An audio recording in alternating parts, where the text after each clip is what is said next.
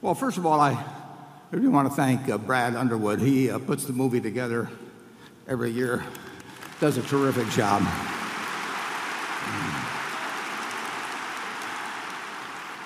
Andy Hayward and Amy are responsible for the cartoon. They also produced the Secret Millionaires Club, which has been a huge hit this year. And I really want to thank them for their part in this, too.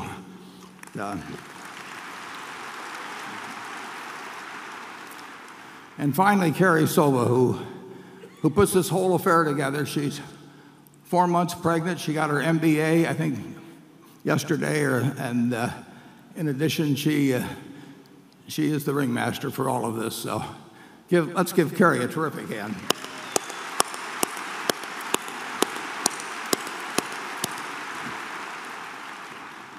We'll go through a few figures, a few slides. I'll introduce the directors and make one or two more announcements, and then we'll get on to the questions. Now, if we could put up the first slide, which is the earnings that were released yesterday. And as you can see, it was a good quarter. It wasn't quite as good a quarter as it looks, which I'll explain in a second, but really all of our businesses did very well. You should focus on operating earnings. Charlie's getting a head start here on the peanut brittle and fudge, so I'll catch up later.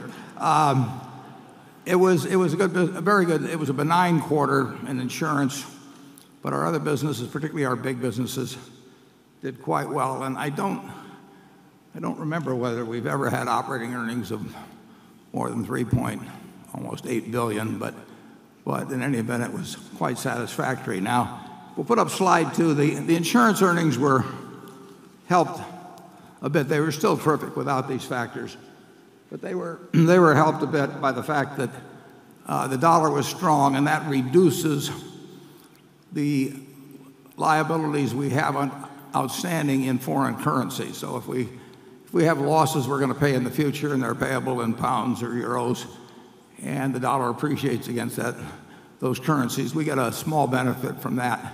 We also have it hurts us in other ways. We have so many different kinds of businesses, and then we own other earnings through Coca-Cola that operate around the world, that I really never know whether when the dollar goes up or down, whether it helps us or not. So I've never been able to figure it out. So we just sort of take it as it comes. But we do want to explain that to you, the insurance earnings. And then we had another item, which is kind of interesting. We've had a disagreement with Swiss Re about a life reinsurance contract. And that's the disagreement's probably lasted for well over a year. And that was settled in the first quarter. And as you can see, we showed a gain of $255 million pre-tax from settling this disagreement. But interestingly, Swiss Re showed a gain of $100 million also from settling the disagreement. So we are working on an arrangement with Swiss Re whether we'll get in an argument every quarter, and both report higher earnings when we settle it. It's magnificent what accounting can do. One real high point of the first quarter was the pickup, which I noted in the annual report about the gain in both the closure rate and the persistency rate at Geico. These are hugely important factors. And if we'll put up the chart showing the gain of Geico's auto policies, the strengths I mentioned in 2012 have not only continued in 2013, but the trend has become even stronger. And there's a lot of seasonal to policy gains. But as you can see, month by month, our gains in policies have very significantly improved over 2012. And again, it's because our closure ratio, in other words, the number of people that get a quote from us and then go on to buy a policy, that rate has improved very significantly this year. And with it we also have had a gain in persistency, the people that renew the policies with us. And that's pure gold. A policy has a mathematical value to us of at least $1,500. So if we had 1 million policies in a year, and I'm hopeful we might do that this year, that's $1.5 billion of value that gets built into our intrinsic value, which does not show up on the income statement or balance sheet at all, but it does increase the value of Geico versus what we carry it for. And I can't resist a little sales pitch on that, because this closure rate, which, like I say, is at incredible levels, means that when people go to our website or call us and get a quote, they find that they can save a lot of money. I mean, people love our little gecko, but they buy the policies because we save them money. And it just so happens that in the auditorium right near here, the exposition hall, we have a lot of very friendly people that will help you save money too. So I urge you, you can walk out anytime Charlie is talking and go and get a quote, and a very high percentage of you could save money by doing that. And you know, that is in the Berkshire spirit, to save money at every opportunity. So I'm hoping you will check that out, and that we will set a record for policies sold. And finally, our railroad this year is doing very well. You saw the earnings in the first quarter report, if you've had a chance to look at that. And we've got some figures up that show our gain in car loadings in the first 17 weeks has been 3.8%, whereas the other 4 major Class 1 railroads in the United States have had a gain of 0.4%. That's significant money.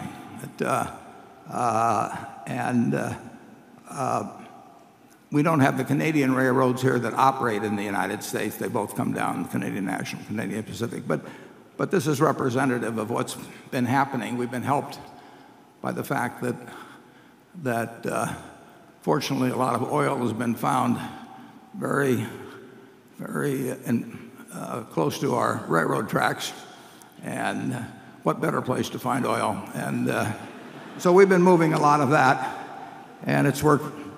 And we'll be moving a lot more the way things are going. And as a result of all this,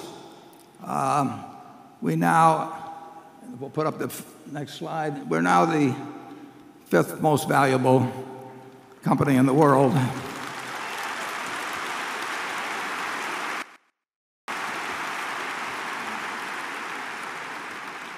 And that will change over time, but I hope it changes for the better. I'd like the business part of this meeting starts at around 3:30, and at that time we'll have the election of directors. But I would like, nevertheless, for those of you who won't stick around to the bitter end, I would like to introduce our directors, and Charlie and I are directors.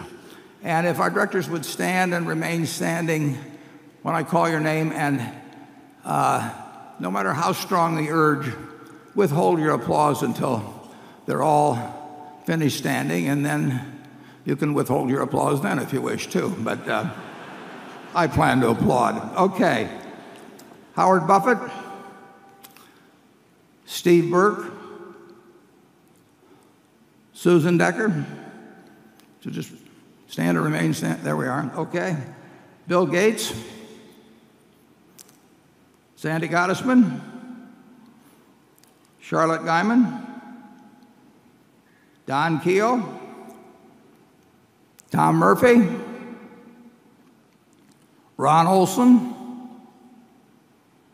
Walter Scott Jr., and our soon-to-be new member, Merle Whitmer. Okay, no more withholding.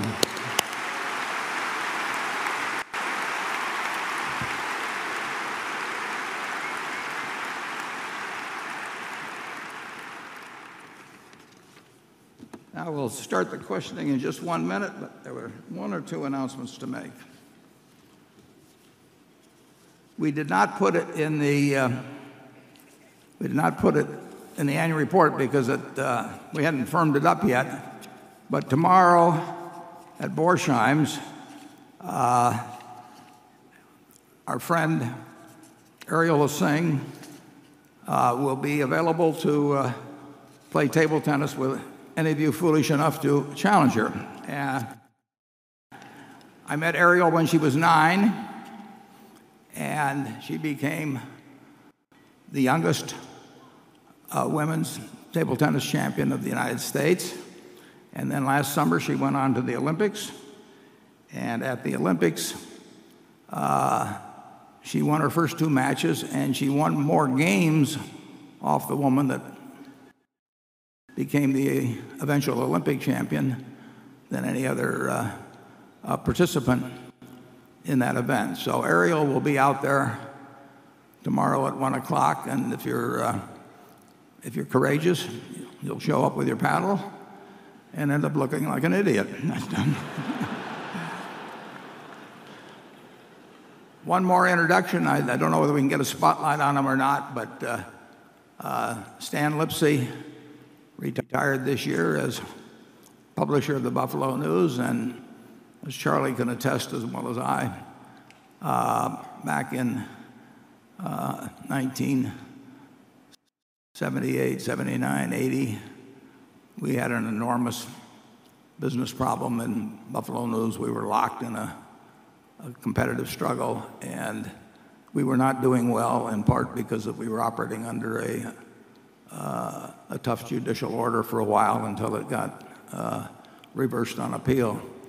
And Stan gave up a wonderful life here in Omaha and asked no questions and for no pay came up to Buffalo, and the Buffalo News would not have turned out to be the paper that it's turned out to be, or produced the profits that have been produced for Berkshire without Stan Lipsey. So if Stan could stand, let's give him a hand. Stan the man.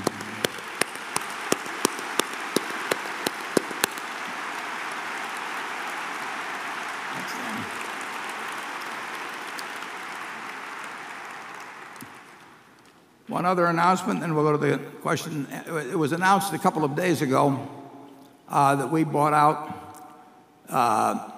the final 20% of Ishkar held by the family for about $2 billion. It's a transaction they're happy with, we're happy with. Matter of fact, if you saw Eitan Wertheimer dancing at Dancing with the Stars there, you could have seen how happy he was.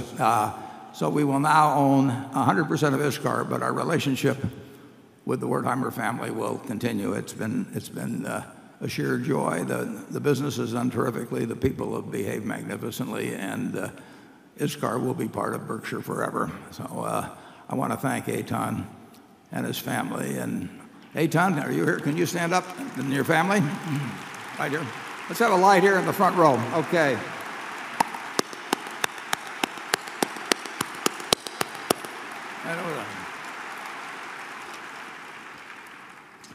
Okay, we'll now move on to our questions. We'll continue these till about noon. We'll take an hour break for lunch. We'll come back, and then we'll continue till about 3:30, at which time we will convene the business meeting. And we will start off. We have 3 journalists who have been here before on the right, and we have a distinguished panel on the left, including a short seller. Perhaps a first at any annual meeting. And we will start off with Carol Loomis. Good morning. Speaking for the 3 of us, I hope here, we have received into the thousands of questions. We don't even know how many. And if we didn't pick your question, it was because we just didn't get to it. I do want to tell you that Warren and Charlie have no idea of what our questions are going to be, no hints at all, and so we look forward to sending them curveballs. I'll start off here. Warren, you measure Berkshire. This is from William Bernard of Colleyville, Texas. You measure Berkshire's corporate performance based on growth in book value per share. The table on page 103 of the annual report shows book value per share has grown at less than an average 12% a year for 9 of the last 11 5-year periods. Yet in your last annual letter you state, quote, the S&P 500 earns considerably more than 12% on net worth, and then you say that seems reasonable for Berkshire also. Why do you say that, given the past record showing that Berkshire has not been earning that much? Or is it that you expect to earn that much, recognizing that it is not assured in the future? Yeah, it certainly is not assured in the future. And the last 10 or so years have not been the best for business generally. But if the stock market continues to behave in 2013 as it has so far, this will be the first 5-year period where the gain in book value per share has fallen short of the market performance, including dividends, of the Standard & Poor's, and that won't be a happy day, but it won't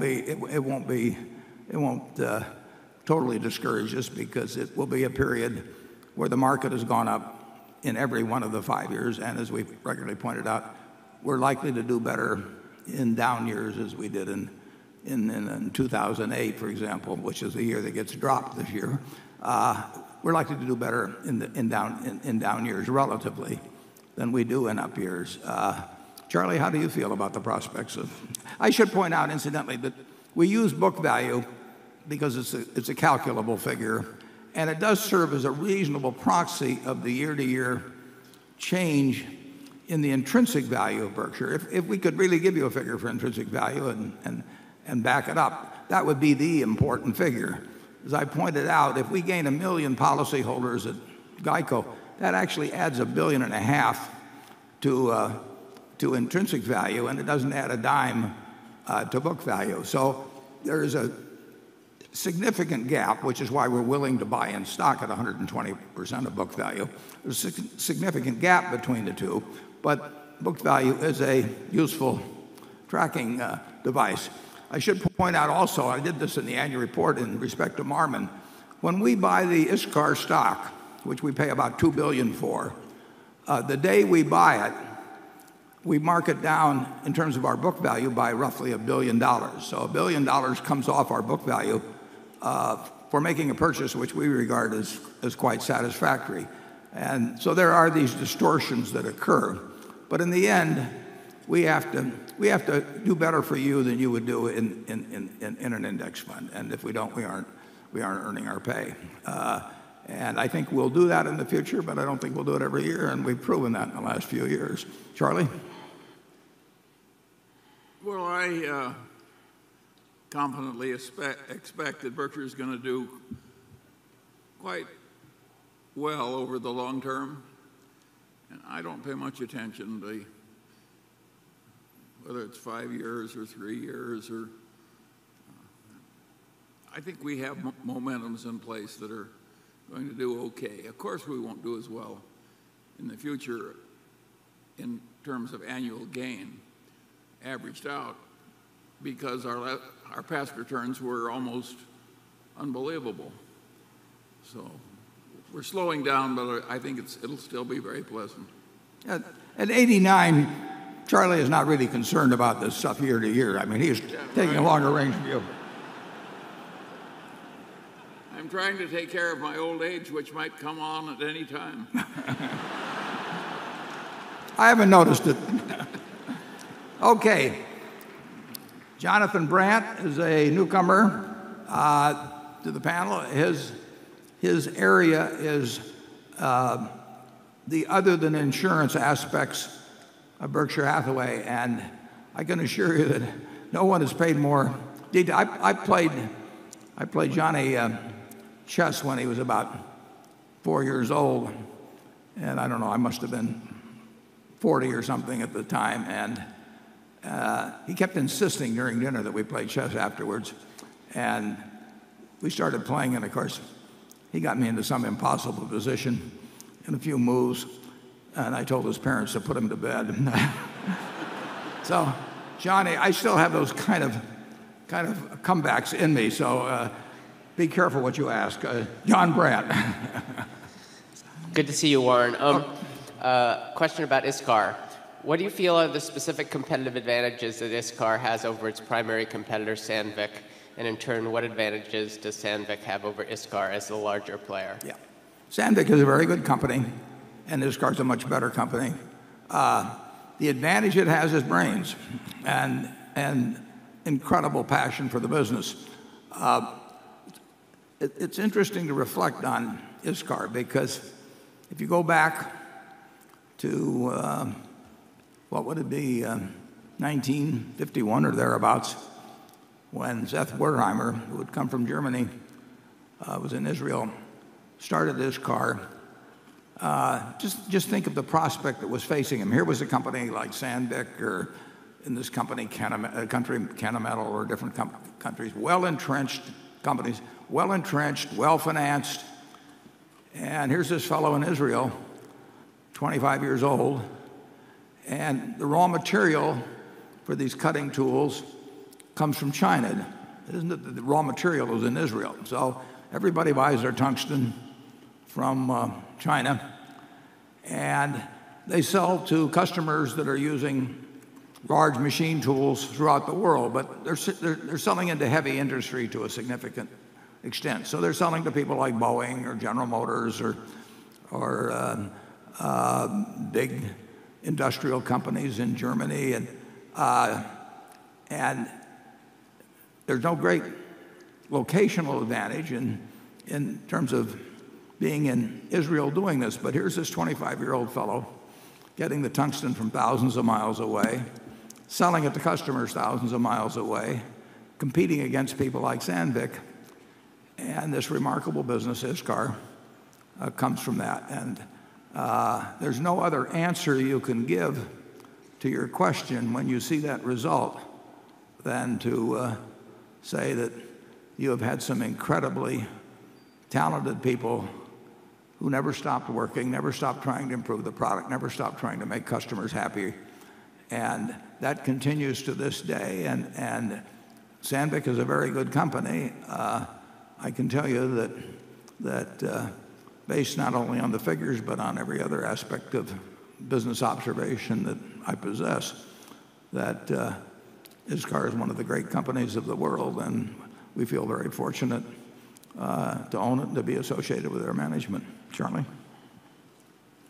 Well, it's a good comparison. Sandvik is a fabulous company, and it's a particular achievement to really do a little better in the competitive market, as ISCAR's done. Quite a bit better. They've gained. Have you really ever seen much better operation than ISCAR in the manufacturing business, Charlie?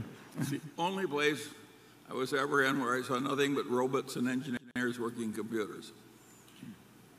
You cannot believe how modern ISCAR is. Yeah. And the game's not over yet either. Okay, now we go to a shareholder in station number 1. Hi, Dan Lewis from Chicago. First of all, I wanted to thank you for letting us in the building early today. But let's not do that again next year, though. I don't want to wake up any earlier. Get in line. If we had a company that sold coats, we would have left you out there and been selling them. Always a comeback. When you think about Berkshire in the decade after you're gone, my question is, what worries you the most? I know nothing keeps you up at night, but what are your big worries, and what can go wrong? Yeah. Well, it's a good question. It's one we think about all the time, and that's why the culture is all important. The businesses we own are all important because those trains will keep running, and people will keep calling Geico the day after I die. There's no question about that. And the key is preserving the culture and having a successor as CEO that will have more brains, more energy, and more passion for it even than I have. And it's the number one subject that our board considers at every meeting, and we're solidly in agreement as to whom that individual should be. And I think the culture has just become intensified year after year after year. I think Charlie would agree with it. I mean, we always knew what we were about when we first got involved with Berkshire, but making sure that everybody that joined us, that owners, that shareholders, directors, managers, everybody that bought into this, what I think very special culture, that took time.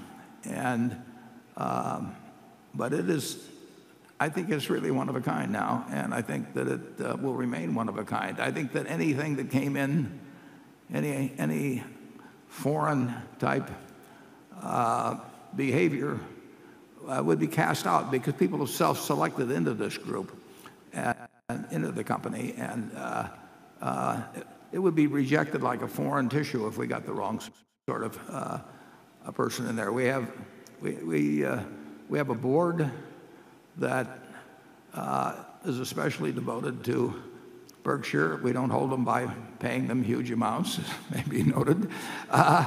And we have people who have brought their companies to Berkshire because they want to be part of it, as did ISCAR. So I think that whoever succeeds me, and there'll be a lot of newspaper stories, and people after 6 months, there'll be a story that says, it isn't the same thing. It will be the same thing. You can count on that. Charlie, what are your thoughts? Well, my thoughts are very simple. I want to say to the many Mungers in the audience, don't be so stupid as to sell these shares.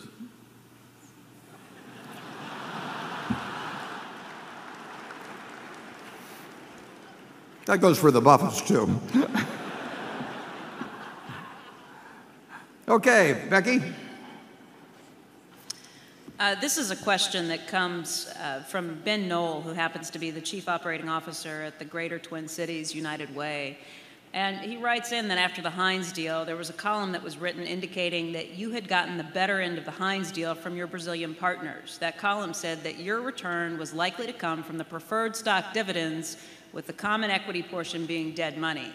It also said that the way the deal was structured indicated your low expectations for the market overall. Is this an accurate portrayal of the deal and of your expectations for the market overall? No, it's totally inaccurate. It's interesting. Georgie Paulo-Lemon and I were in Boulder, Colorado in early December, and I can't remember whether it was on the way to the airport or when we got in the plane, but he said that he was thinking about going to the people at Heinz then and proposing a deal, and would I be interested? And because I knew both Heinz and I knew Georgie Paulo, and I thought very highly of both, I said, I'm in. And maybe a week later, I don't remember exactly how long, I received from Georgie Paulo, who I'd known for many years, starting at Gillette when we were both directors. I received a term sheet on the deal and another sheet on governance procedures that he suggested. And he said, if you've got any thoughts about changing this, just let me know. They're just his thoughts. It was an absolutely fair deal. And it was, I didn't have to change a word in either the term sheet or the governance arrangement. Now, we actually, Charlie and I, probably paid a little more than we would have paid if we had been doing the deal ourselves, because we think that Georgie Paulo and his associates are extraordinary managers. They're both classy and they're unusually good. And so we stretched a little because of that fact. We like the business, and the design of the deal is such that if we do quite well over time at Heinz, that their $4.1 billion will achieve higher rates of return than our overall $12 billion. We have a less leveraged position in the capital structure than they have. We created, they wanted more leverage, and we provided that leverage on what I regard as fair terms and what they regard as fair terms. If anybody thinks that the common is dead money, we think they're making a mistake, but we'll know the answer to that in 5 years. But the design of the deal, essentially, we have more money than operating ability at the parent company level, and they have lots of operating ability and wanted to maximize their return on $4 billion. So my guess is that 5 years from now or 10 years from now, you will find that they've earned a higher rate of return on their investment, but because we put more dollars in, we will have received that same rate of return on our $4 billion plus of common equity, but we've also will have received a very fair return on the $8 billion that we put in that created more leverage for them. Charlie? Well, as you said, the report was totally wrong.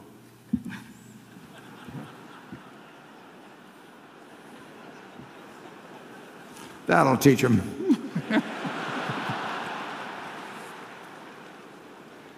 Okay, we have Cliff Gallant from Nomura, who will ask insurance-related questions for this meeting. Thank you. At Berkshire Hathaway Reinsurance Group, Mr. Ajit Jain appears to be employing a new strategy recently with some high-profile actions. Berkshire signed a portfolio underwriting arrangement with Aon to do business at Lloyd's. And then last week, there was the hiring of several AIG executives. It appears that Berkshire may be taking a broader share of the market. What is the goal of these moves? And won't these actions eventually produce more average results? Well, the goal is to take a greater share of the market. There have been two important moves made by Ajit's operation in the last month or so. One is the first one that was announced was this participation of 7.5% in all of the business. Originally, it was announced as applying to the Lloyd's market. I believe it's been extended to the entire London market. And now, bear in mind that the people that are insured still have the right to pick who their insurers shall be. So it isn't totally automatic that we receive 7.5% of every slip. But we had an arrangement for a couple of years with Marsh on a marine book and perhaps some other areas, but not across the board. And we think that we think that the profit possibilities are reasonable for that business. We wouldn't have entered into it. It will give us more of a cross-section of business than we've been used to having. But it doesn't mean that we give up our present business at all either. The second item you mentioned is just in the last week or thereabouts. It was announced that four pretty well-known insurance people that had been with AIG had joined us to write primarily commercial insurance, initially domestically perhaps, but around the world. And these are people that reached out to Berkshire. In the case of at least one of them, he'd reached out a number of times in the past. But we were ready to enter this field with these people who are very able people. We've had a number of people reach out since the announcement was made only a week or so ago. So I think you will see Berkshire, in addition to all of the other insurance businesses that it has had over the years, I think you'll see us become a very significant factor worldwide in the commercial insurance business. I mean, it could be business that reaches into the billions. In fact, I would hope that it could be, a fair number of billions over time. And we've got the right people. We've got capital like nobody else has. We have the ability to to sign on to coverages that other people have to spread out among others. So I think we're ideally situated to go in this business, and I'm looking forward to it. Charlie? Well, generally speaking, I don't think the reinsurance business is a very good business for most people. And I think it's a very desirable part of Berkshire's business, the way it's run. But it's different from something like the other businesses, which would work pretty well if somebody else owned them. I think our reinsurance business under Ajit is very peculiar, and other people who think it's easy are going to find out that it isn't. Yeah, and I should point out this commercial insurance business also, I mean, it will be primary insurance as well. The Aon arrangement is a reinsurance arrangement, but we will be in the primary business. So it will be large commercial risks, but there's a lot of premium volume there, and there's a lot of chances to make mistakes. But I'd rather have the group we have overseeing that business than any other group I can think of. Okay, station 2. Hi, Mike Zaremski from New York. In regards to Geico, Warren, last year you said the firm had no plans to adopt usage-based driving technology, similar to what competitor Progressive calls Snapshot. Is that still the case? And if so, why wouldn't that technology give Geico better data to potentially give discounts to customers? Yeah, well, that still is the case, and Snapshot has attracted a fair amount of attention, and there are other companies doing that. It's an arrangement essentially to tie, or well, the term snapshot perhaps says it. I mean, to get a picture of how people really do drive. Insurance underwriting, is an attempt to figure out the likely propensity based on a number of variables of a person having an accident. Now, in life insurance, it's very obvious that somebody 100 is, if you don't know anything else about them, is more likely to die in the next year than somebody that's 20. When you get into auto insurance, figuring out who's likely to have an accident involves assessing a number of variables, and different companies go at it different ways. Clearly, on statistics, if you're a 16-year-old male, you're more likely to have an accident than I am. Now, that isn't because I'm a better driver. It's because the 16-year-old is probably driving about 10 times as much, and he's trying to impress the girl sitting next to him. And that doesn't work with me anymore, so I've given it up. But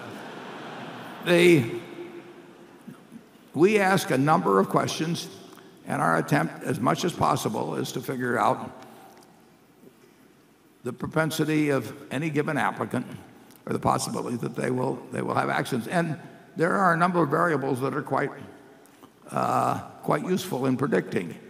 And Progressive is focusing on this snapshot arrangement, and we'll see how they do. I would say that our ability to sell insurance at a price that's considerably lower than most of our competitors, evidenced by the fact that when people call us, they shift to us, and at the same time earn a significant underwriting profit, indicates that our selection process is working quite well. I mean, if your selection process is wrong, if you treat a 16-year-old male and give him the same rate that you give a 40-year-old that's driving their car 3,000 or 4,000 miles a year, you're going to get terrible underwriting results. So our systems, our underwriting criteria, have been developed, over many decades. We have a huge number of policyholders, so that it becomes very credible, these different underwriting cells. And everybody in the business is trying to figure out ways to predict with greater accuracy the possibilities that a given individual will have an accident. And Progressive is focusing on this snapshot approach, and we watch it with interest, but we're quite happy with the present situation. Okay, Andrew Ross Sorkin. Oh, Charlie, I got to give you a chance to comment. I have nothing to add. Yeah. Okay, Andrew. Okay, Warren. We got a couple questions related to this. Warren, now that you're on Twitter and the SEC is allowing companies to make material announcements over social media, what are the implications for Business Wire, a unit of Berkshire? Do you agree with the SEC's new position on the distribution of material information? And would you consider selling Business Wire given the new rules? If not, how do you think Business Wire will have to transform itself? And by the way, what are you doing on Twitter? I haven't figured that last one out yet. No, I think it is a mistake. Some companies have made important announcement on web pages. In certain cases, they've messed it up and caused a fair amount of trouble. But the key to disclosure is accuracy and simultaneity. I mean, if we own stocks or are thinking about owning stocks, we want to be very sure that we get accurate information and we get it exactly at the same time as all other people. And Business Wire does a magnificent job of that. And I do not want, if I'm buying Wells Fargo or selling it, whatever it may be, I do not want to have to keep hitting up to their web page or something and hoping that I'm not 10 seconds behind someone else if there's some important announcement. So Business Wire has got a terrific record of accuracy and of getting the information to every part of the globe in a simultaneous manner, and that is the key to disclosure. And I don't think anything has come close to doing that as well as Business Wire. So I think we will do very well. We've got a sensational manager in Kathy Barron Tamraz. I couldn't be happier with the business, so we will not be selling it, and if I could clone Kathy, I would do it. I will not. Berkshire, when it puts out its information, and we like to put it out actually after the market closes because we think there's so much to digest that it's a terrible mistake to have people trying to figure it all out in reading a 1 or 2 page announcement. But anything important from Berkshire or any of our companies is going to come out on Business Wire so that people get accurate information at exactly the same time. Charlie? Well, it's very hard for me to know anything about Twitter when I'm avoiding it like the plague. Yeah. He sent me out to venture in it, and he's going to see if anything bad happens to me. Okay, we now have a short seller in a first, I believe, at any meeting, Doug Cass. Thank you, Warren and Charlie. Thanks for this unusual invitation.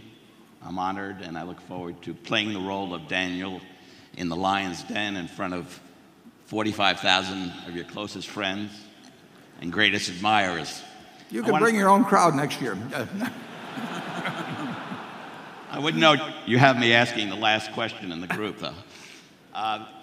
My first question is a follow-up to Carol Loomis's first question. Warren, it said that size matters. It does.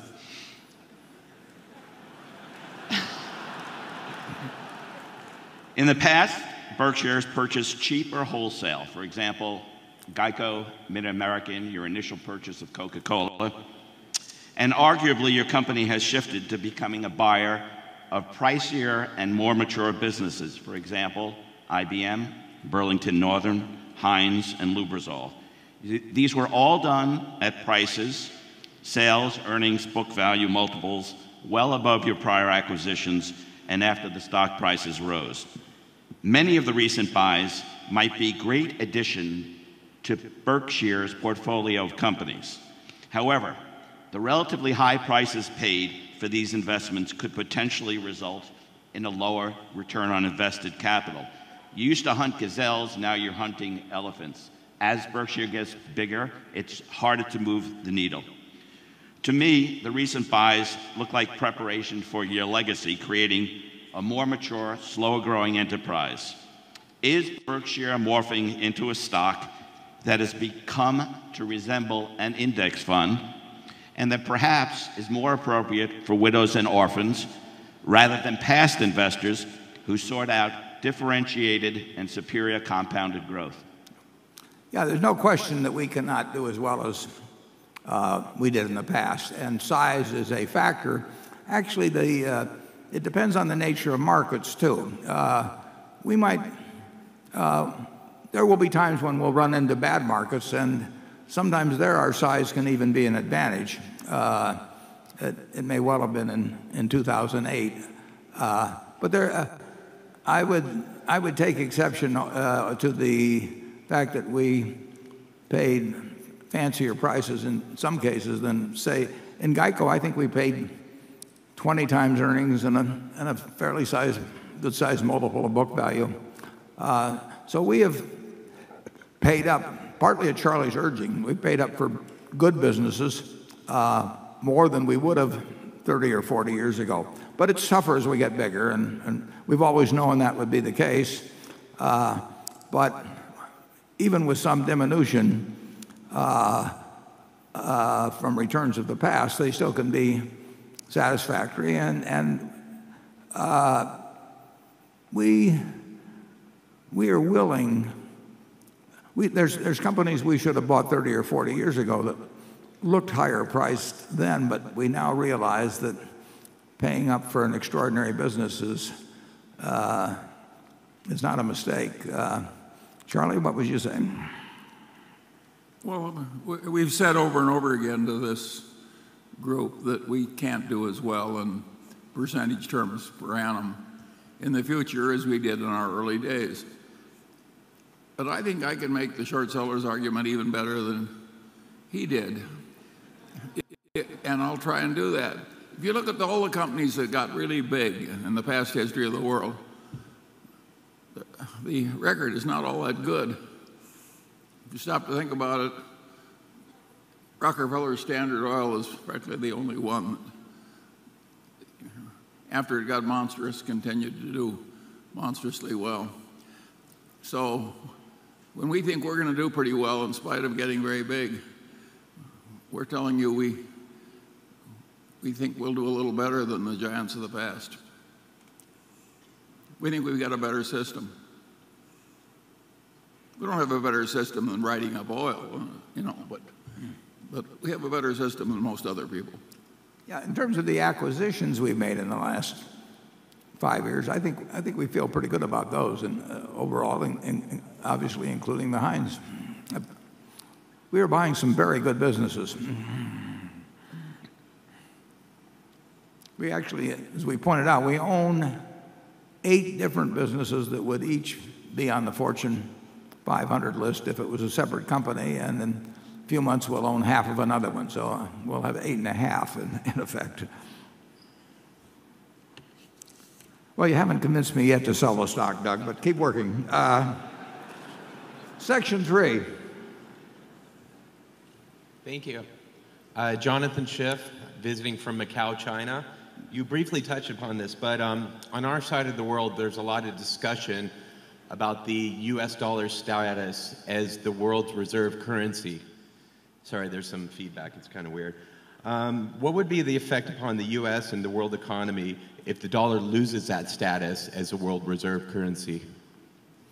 Well, I don't know the answer to that, but I fortunately don't think it's going to be relevant. I think the dollar will be the world's reserve currency for some decades to come. I think China and the United States will be the 2 super economic powers, but I don't see any. I think it's extremely unlikely that any currency supplants the US dollar as the world reserve currency for many decades, if ever. Charlie? Well, there are advantages to a country that has the reserve currency, and if you lose that, you lose some advantage. England had a better hand when it had the reserve currency of the world than it had later when the United States had the reserve currency of the world. If that eventually happened to the United States, it would not be, I think, all that significant. It's in the nature of things that sooner or later, every great leader is no longer the leader. Over the long run, as Keynes said, we're all dead, and over the long run... This is the cheery part of the section. Well, if you stop to think about it, every great leading civilization of the past passed the baton. See, what do you think the probabilities are that the U.S. dollar will not be the reserve currency 20 years from now? Oh, I think it'll still be the reserve currency of the world 20 years from now. But that doesn't mean that it's forever.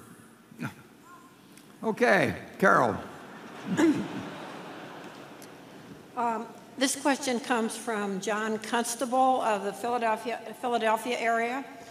Mr. Buffett, you have said in the past, specifically in a 1999 speech that was printed in Fortune, quote, you would bring that up, I would bring that up, right. I'm so glad he sent this question. You have said, you have to be wildly optimistic to believe that corporate profits as a percent of GDP can, for any sustained period, hold much above 6%. Corporate profits are now greater than 10% of GDP. How should we think about that? Well, we should think it's pretty unusual, and particularly considering the economic backdrop. Corporate profits are extraordinary as a percentage of GDP, at least looking back on the history of the United States.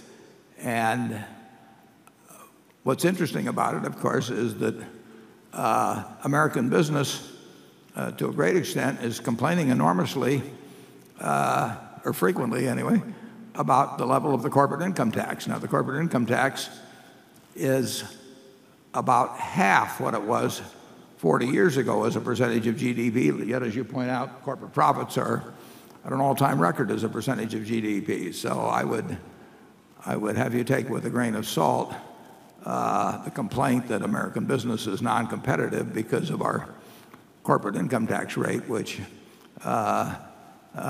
gets so widely complained about. American business has done extraordinarily well at a time when inequality actually has widened considerably, both measured by net worth and measured by income, if you take the top versus the people down below. And we heard from one of the people here. It will be interesting to see whether these levels can be maintained. Corporate businesses come back very, very strong in terms of profits from the precipice that we were on in the fall of 2008, the panic. Employment has not come back the same way, and that's going to be, I would say, a subject of a lot of public discourse, and you're reading more about that currently.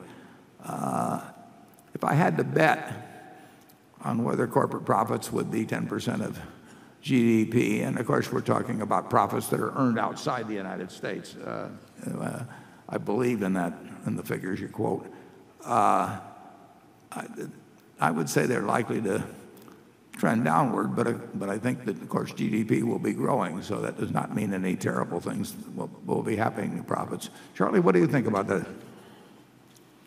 Well, I wouldn't be too surprised if that 6% figure turned out to be on the low side in the estimate. Just because Warren thought something 20 years ago doesn't mean it's a law of nature.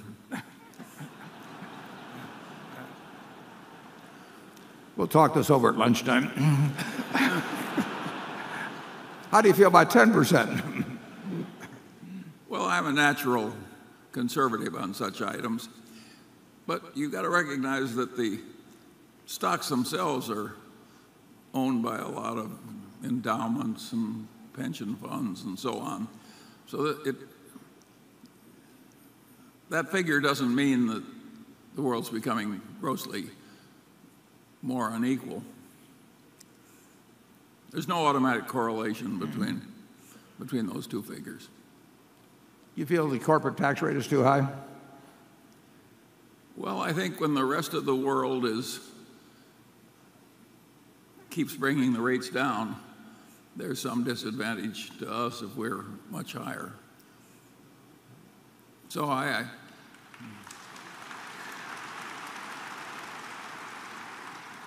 rather like Warren's idea that people like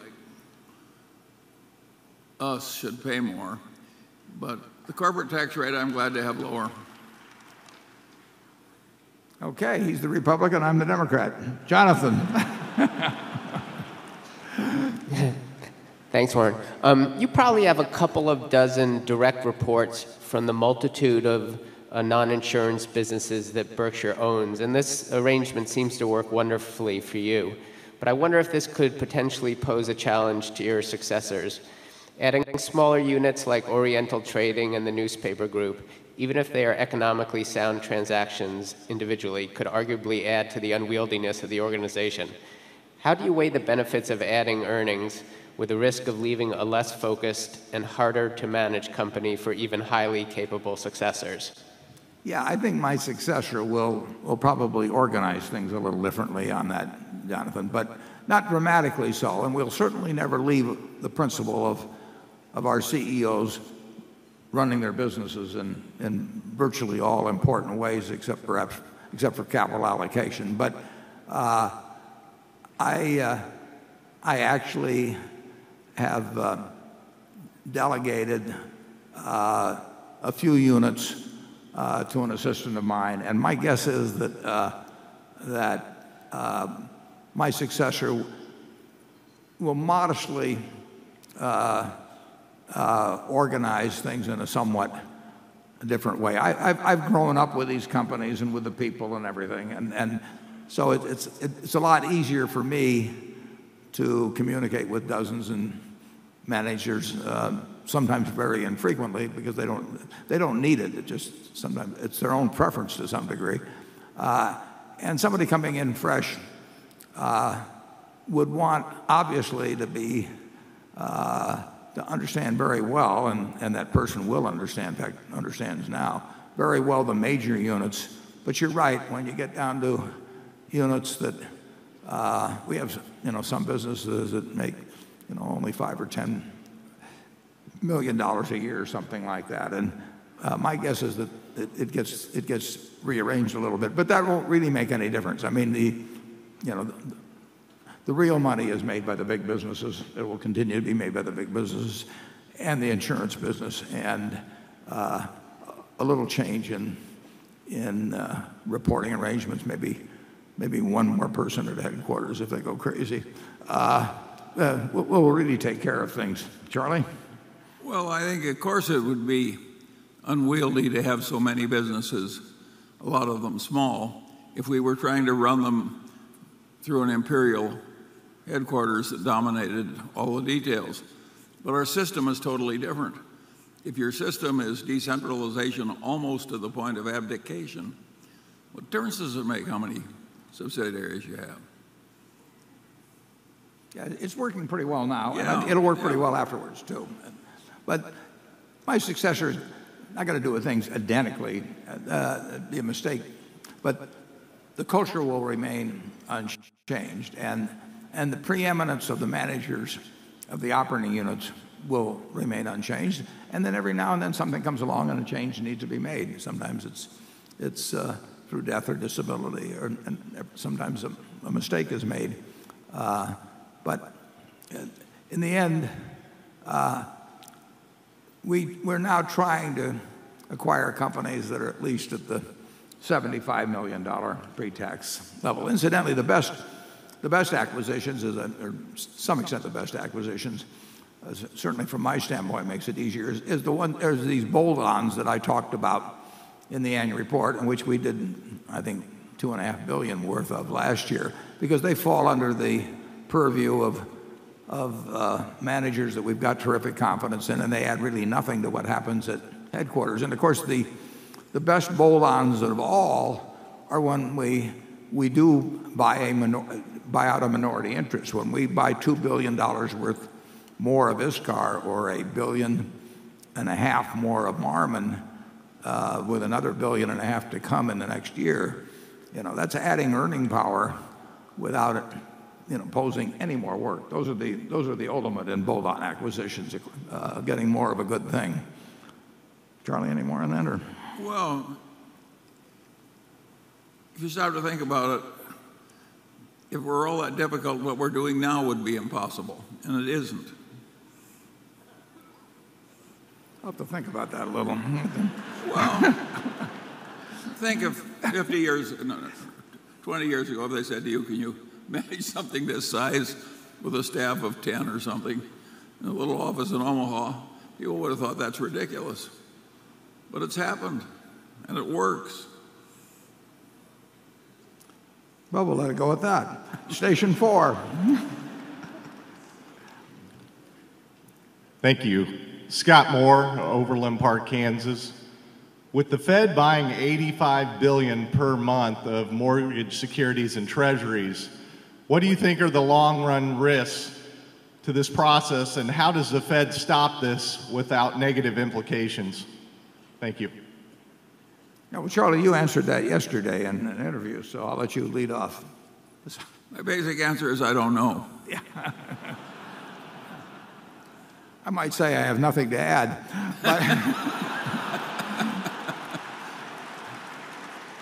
but Scott, you came from Overland, so we'll do our best. I think the questioner is right to suspect that it's going to be difficult. It's going to be, yeah. It is really uncharted territory, and as many people have found out, whether it was the Hunt brothers buying silver or whatever it might be, it's a lot easier to buy things sometimes than it is to sell them. And the Fed's balance sheet is up around $3.4 trillion now, and that's a lot. Those are a lot of securities, and the bank reserve positions are incredible. I mean, Wells Fargo is sitting with $175 billion at the Fed, earning 0.25%, and really earning nothing after attendant expenses. So there's all this liquidity that's been created. It hasn't really hit the market because the banks have let it sit there. In classical economics, that's how you juice the economy, and you pushed it out by having the Fed buy securities and create reserves for the banks and all of those things. But believe me, the banks want loans. I mean, they are not happy. Wells is not happy having $175 billion at the Fed, and they're looking every place they can to get it out, with the proviso that they hope to get it back from whoever they get it out to, which can slow down a bank at times. But we really are in uncharted territory. I've got a lot of faith in Bernanke. I mean, if he's running a risk, he knows and understands. I don't know whether he's affected by the fact that his term expires pretty soon, so he just hands the baton off to the next guy and said, here's this wonderful balance sheet, and all you have to do is bring it down a few $1 trillion, and I gave a few lectures at George Washington University last year, if you cared to read them, and maybe it'll help you. This is something we haven't seen, and it certainly has the potential for being very inflationary. It hasn't been so far. In fact, my guess is that the Fed wishes it had been a little more inflationary. If you're running up a lot of debt, it gets measured in relation to nominal GDP, and the best way to run up, easiest way to run up, not the best way, the easiest way to run up nominal GDP is to inflate. And my guess is that they never would admit it, but that at least some Fed members are probably disappointed that they haven't seen more inflation. It won't be when they start selling. It'll be when the market gets a any kind of a signal that maybe just the buying ends, maybe that selling will take place. It's likely to be the shot heard around the world. Now, that doesn't mean the world will come to an end, but it will certainly mean that everybody that owns securities and who's felt that they've been driven into them by extremely low rates, or that assets have to go up in price because interest rates are so low, will start reevaluating their hand, and people reevaluate very fast in markets. While I've been talking, Charlie, have you got any new insights?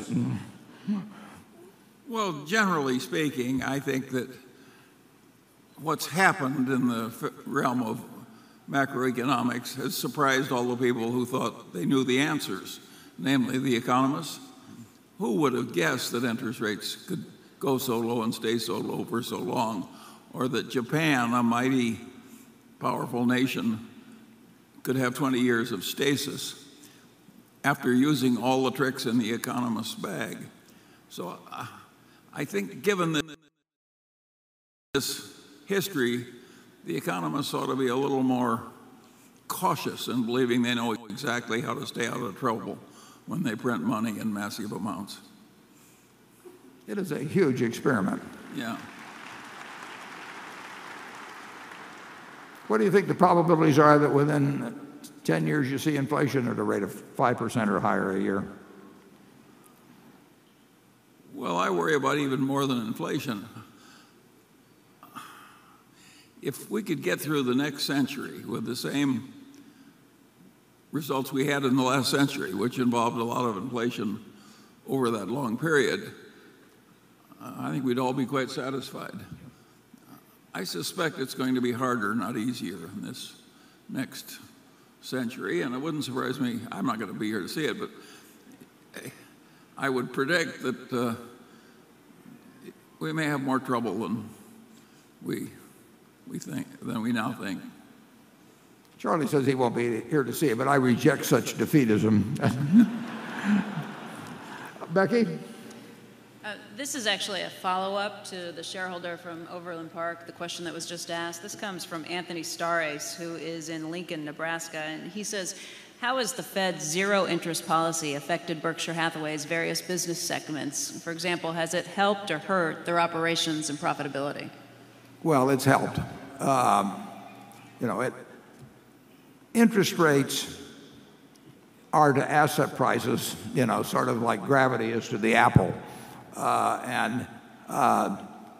When there are very low interest rates, there's a very small gravitational pull on asset prices. And we have seen that getting played out. I mean, people make different decisions when they can borrow money for practically nothing than they made back in 1981 and 2 when Volcker was trying to stem inflation and the government bond rates got up to 15%. So interest rates power everything in the economic universe, and they have some effect on the decisions we make. We borrowed the money on the Heinz purchase a lot cheaper than we could have borrowed it 10 or 15 years ago. So that does affect what people are willing to pay. So it's a huge factor, and of course, presumably it will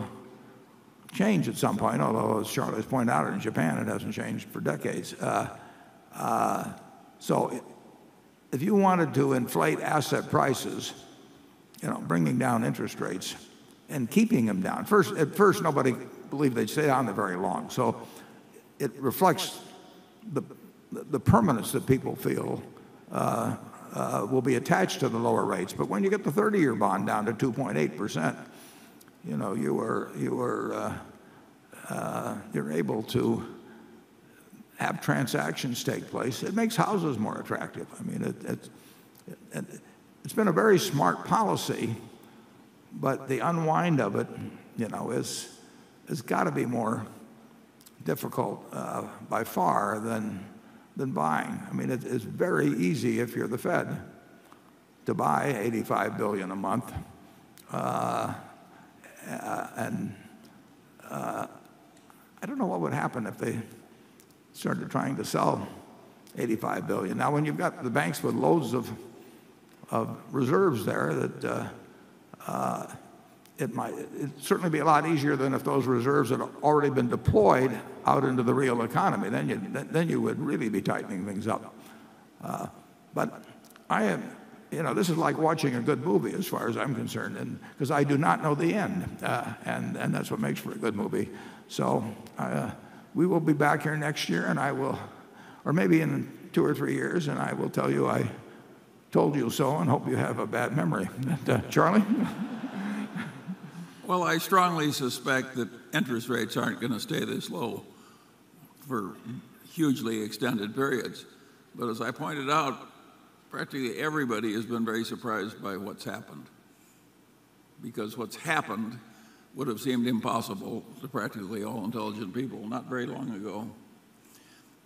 At Berkshire, of course, we got this enormous float in the insurance business, and our incremental float, when we're carrying huge amounts of cash, is worth less than it was in the old days. And that, I suppose, should give some cheer to you people, because if that changes, we may get an advantage. Yeah, we have 40, at the end of the first quarter, we had, whatever it was, 48 or maybe 9 billion or something like that in short-term securities. We're earning basically nothing on that. We never stretch for yield in terms of commercial paper that brings 10 basis points more than Treasury. Our money, we don't count on anybody else, so we keep it in Treasuries basically, and so we're earning nothing on that. So if we get back to an environment where short-term rates are 5% and we would still have the same amount, then that would be a couple $2 billion of annual earnings pre-tax that we don't have now. But of course it would have lots of other effects in our business.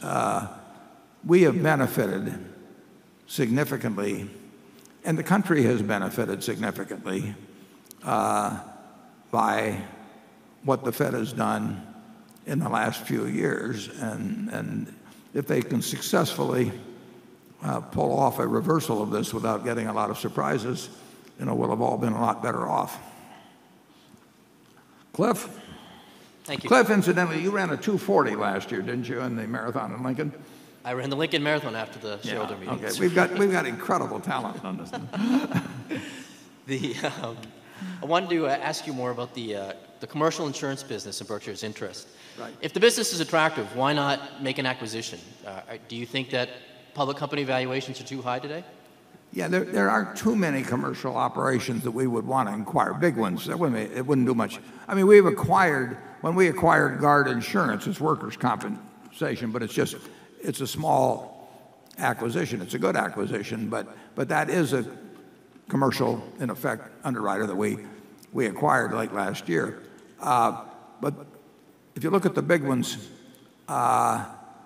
some of them we wouldn't want. There's a couple that we would, but the prices would be probably far higher than what we think we might be able to develop a comparable operation for. I mean, in effect, I think we're going to build a very large commercial operation, and essentially we build it at book value, and we pick up no bad habits of other companies. At least we hope we don't. And so it's really better to build than buy if you can find the right people with the right mindset and everything in the business. And we've got a terrific manager, obviously, in Ajit, and these other people have sought him out.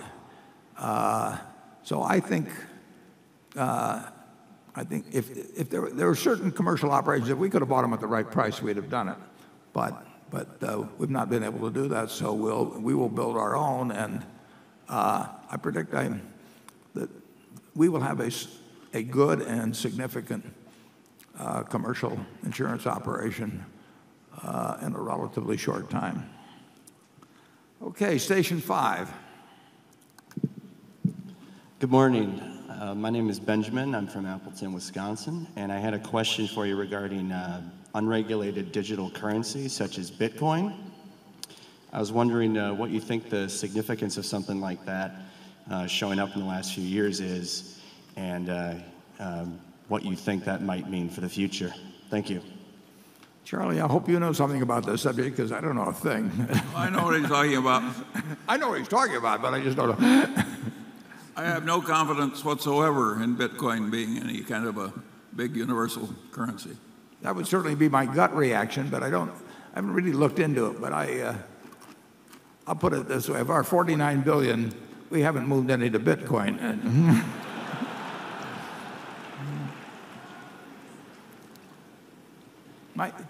Well, the truth is I don't know anything about it. That doesn't always stop me from talking about things, but it will in this case. Okay, Andrew? Okay. Bill Ackman, the activist investor, who's also a Berkshire investor as well, has raised questions in recent months about the legality of the multi-level marketing company Herbalife. He called it a pyramid scheme. Berkshire owns a multi-level marketing company too, the Pampered Chef. Will Ackman's attack on Herbalife have any impact on the Pampered Chef or Berkshire?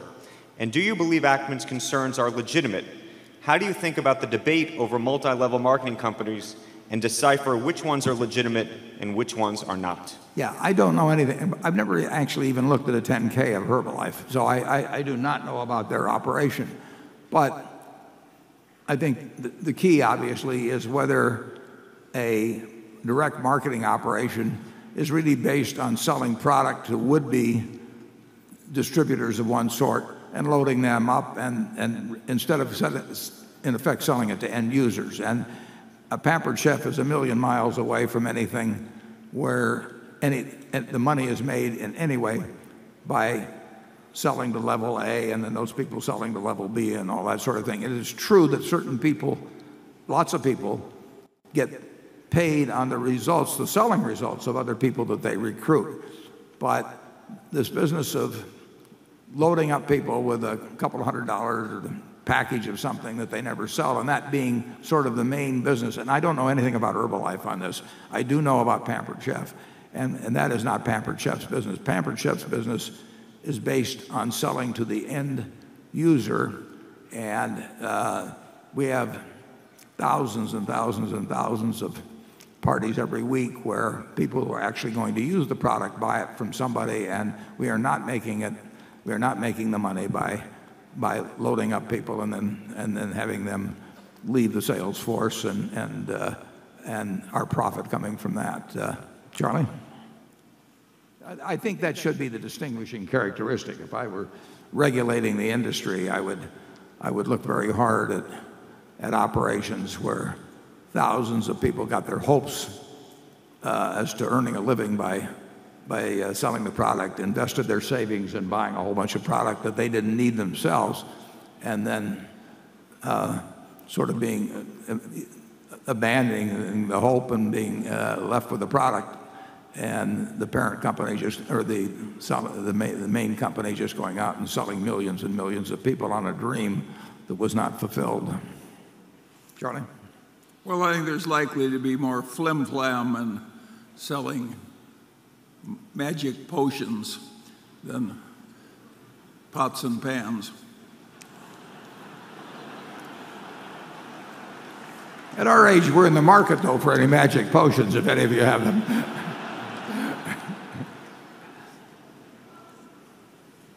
That's the extent of your comment, I assume, Charlie? Yes. Okay.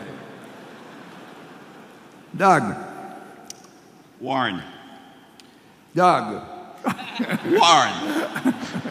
Much of Berkshire's returns over the last decade have been based on your reputation and your ability to extract remarkable deals from companies in duress as compared to the past when you conducted yourself more as a value investor, digging and conducting extensive analysis. What gives you confidence that your successes imprimatur will be as valuable to Berkshire's as yours has been? Well, the successor will probably have even more capital to work with, and they will have capital. presumably, from time to time when markets are in distress. And at those times, very few people have the capital, and a lot fewer people have the willingness to commit. But I have no question that my successor will have unusual capital at times when,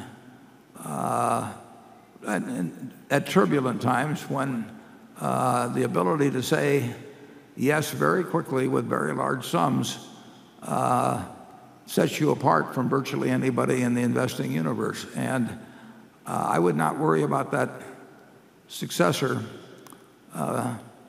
being willing to deploy capital under those circumstances and being called upon. I mean, Berkshire is the 800 number when there's really sort of panic in markets, and for one reason or another, people need significant capital. Now, that's not our main business. You know, it happened a couple times in 2008. It happened once in 2011, but that's not been our main business, but it's fine, and it'll happen again. And I would think if you come to a day when the Dow has fallen 1,000 points a day for a few days, and the tide has gone out, and we are finding out who's been swimming naked, that those naked swimmers may call Berkshire. They will call Berkshire if they need lots of money. I mean, and Berkshire's reputation will become even more solidified in terms of being willing to provide capital for sound deals at times when most people are frozen. And when that happens, when I'm not around, it becomes even more the Berkshire brand and not anything attached to a single individual. Charlie? Well, I would argue that in the early days, Warren had huge success as a value investor in little-known companies because his competition was so small. If he'd stayed in that field, he would have to be in bigger companies, and his competition would be way more intense.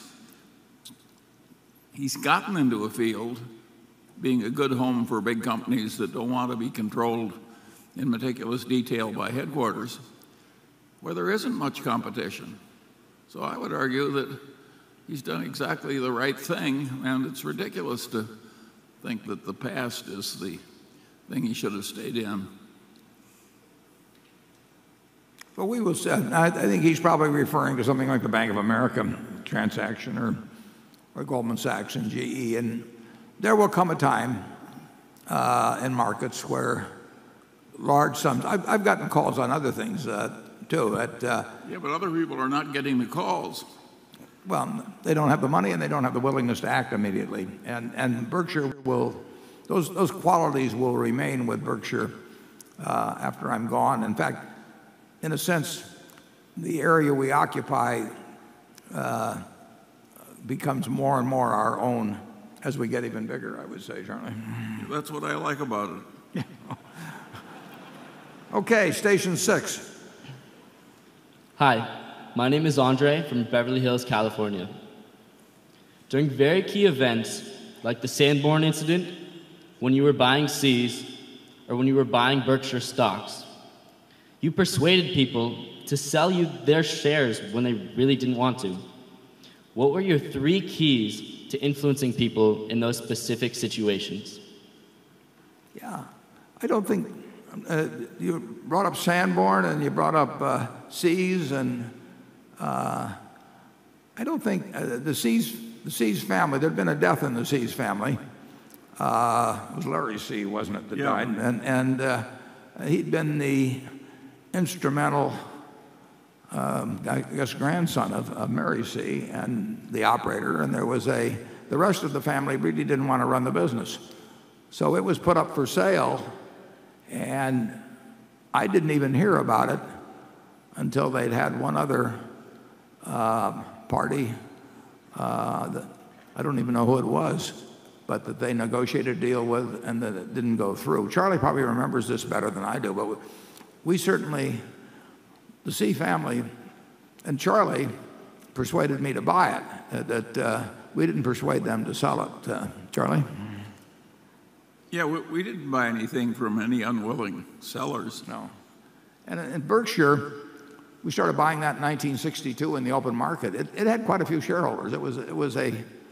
It traded fairly actively, and we bought a lot of stock, and we did buy a couple of key pieces. We bought one from Otis Stanton, who was Seabury Stanton's brother, but Otis wanted to sell. It wasn't the most attractive business in the world. I mean, here was a textile company that had lost money in most of the previous years, and over a 10-year period it had significant losses, and it was a northern textile company. So we bought stock in the market, a lot of stock in the market. We had two big blocks from Otis Stanton and from some relatives of Malcolm Chase, but they were happy to sell. I never met, at the time I bought the stock from Otis Stanton, I had never met him, so I delivered no personal sales to him. And the same thing is true of the Chase family, that not Malcolm himself, but some relatives, they sold us a block of 100,000 shares. But we were not out convincing anybody to sell their stock. So there's been very little that I can remember where we talked to Betty Peters about avoiding a transaction we thought was dumb when Wesco was considered merging with Financial Corp of Santa Barbara. I flew out to see her in San Francisco, but she stayed with us. She did not sell her stock and remains a shareholder to this day, 30 plus years, almost 40 years later. Charlie? Well, I've got nothing to add to that at all. But okay, then we'll go to Carol. This question comes from Mark Troutman of Crested Butte, Colorado. And you've touched on this, Warren and Charlie, on little fringes today, but this is a direct question. Warren, both you and Charlie have described over the years how you have built Berkshire Hathaway to be sustainable for the long term. I am having difficulty explaining to my 13-year-old daughter, and frankly to many adults also, in easy-to-understand terms, Berkshire's business model and long-term sustainable competitive advantage. Can you give all of us, and particularly my daughter Katie, who is here today, the Peter Lynch 2-minute monologue explaining the business of Berkshire Hathaway and its merits as a long-term investment for future decades? Okay, Charlie, you talk to Katie. I'm going to have some fudge. all right, I'll try that. We've always tried to stay sane, and other people, a lot of them, like to go crazy. That's a competitive advantage. Number two, as we've gotten bigger, we've used this sort of golden rule that we want to treat the subsidiaries the way we would want to be treated if we were in the subsidiaries. And that, again, is a very rare attitude in corporate America, and it causes people to come to us who don't want to come to anybody else. That is a long-term competitive advantage. We've tried to be a good partner to people who come to us and need a partner with more money. That is a competitive advantage. And so we are leaving behind a field that's very competitive and getting into a place where we're more unusual. This was a very good idea. I wish we'd done it on purpose. A few years ago,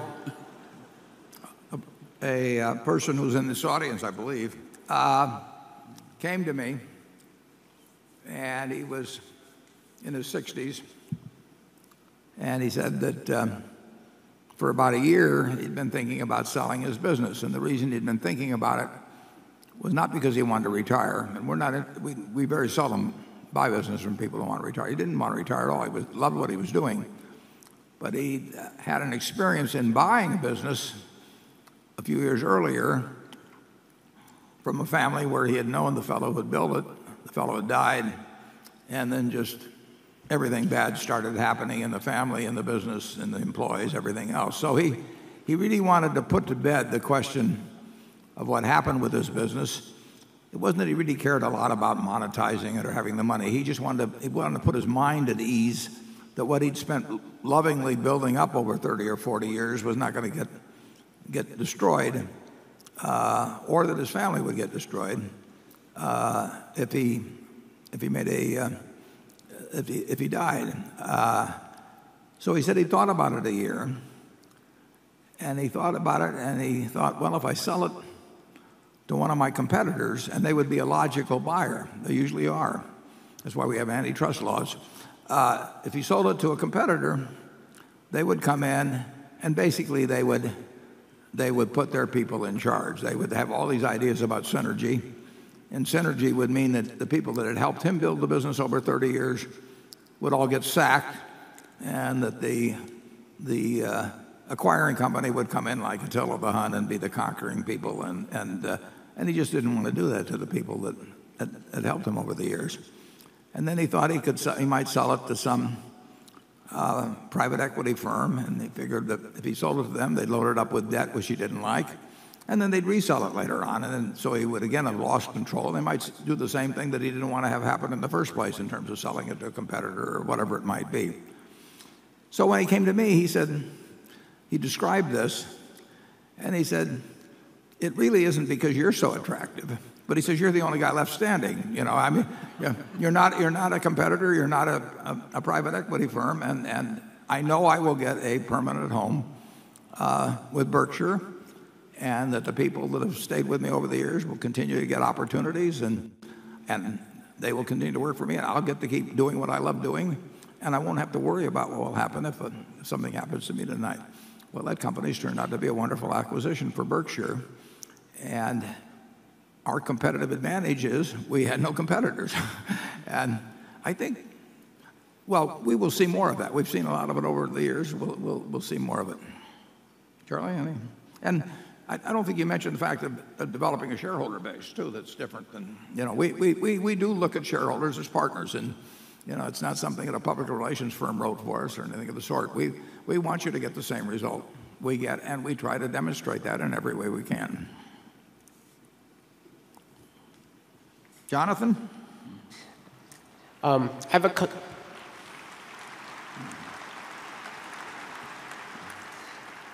have a couple questions about Burlington Northern's two energy franchises, coal and crude. Mm-hmm. Given that coal-fired generation is in gradual structural decline, can you discuss whether the tracks, locomotives, and other assets used to deliver coal can be redeployed equally profitable serving other customers? Are those assets fungible? Can you also discuss whether crude by rail can continue to grow even as pipelines are built to serve the Bakken and as the currently large geographic spreads in crude prices potentially narrow? You've talked about the flexibility of crude by rail on TV. Can you elaborate on that, please? Yeah, if there was no coal moving, we would not find a lot of use for some of the tracks we have. There's no question about that. I think what you're talking about will be very gradual over time. But I mean, the outlook for coal is not the same as the outlook for oil. A lot of the coal, in terms of the year-by-year fluctuations, may depend on the price of natural gas, because some of the generating capacity can go in either direction. In terms of oil, I think the view a few years ago was that there might just be a little blip in terms of rail transportation, but I've talked to some oil producers, one of the largest up there in the Bakken, and I think there will be a lot of rail usage for a long time. In fact, increased rail usage. Oil moves a whole lot faster, incidentally, by rail than it does by pipeline. Most people have sort of a visual conception that the oil is flowing at terrific speeds through pipelines, and that the rail cars are sitting on a sideline someplace. But it's just the opposite. You can move oil a lot faster. and with different market prices and different refinery situations and all that, there's a lot of flexibility in the oil transportation by rail. Matt Rose is right up front here, and if somebody give him a microphone, I think he can probably tell you a lot more about moving coal and oil than I can. But, Matt? We got a spotlight someplace that can focus right up here in front. Yes. So Warren, the two franchises are really different. That's just the way the geographic is laid out. We expect the coal franchise to basically stay about where it is today, depending on natural gas prices as well as what happens with the EPA.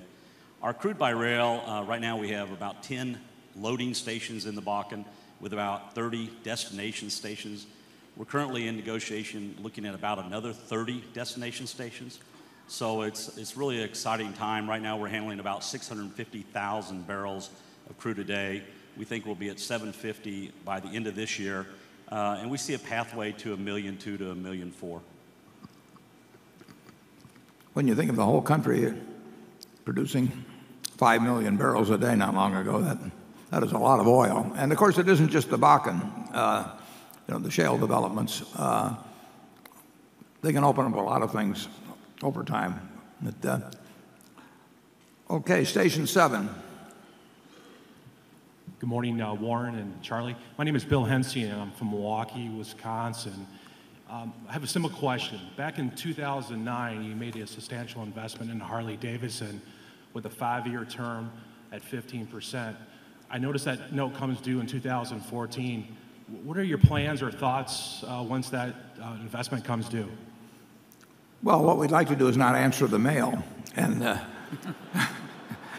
just let them keep paying us 15%, but that won't happen. We had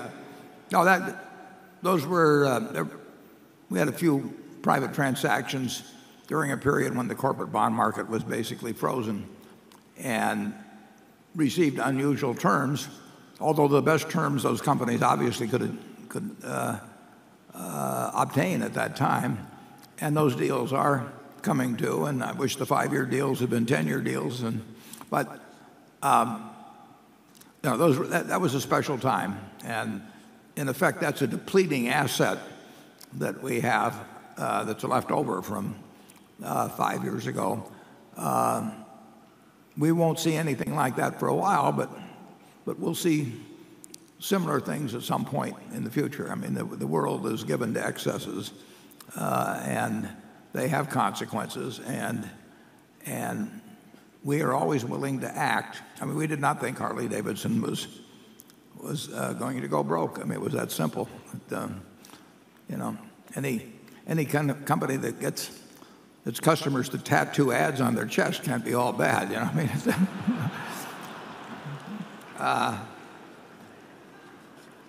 But it will be a sad day when the Harley-Davidson notes mature. Okay, Becky?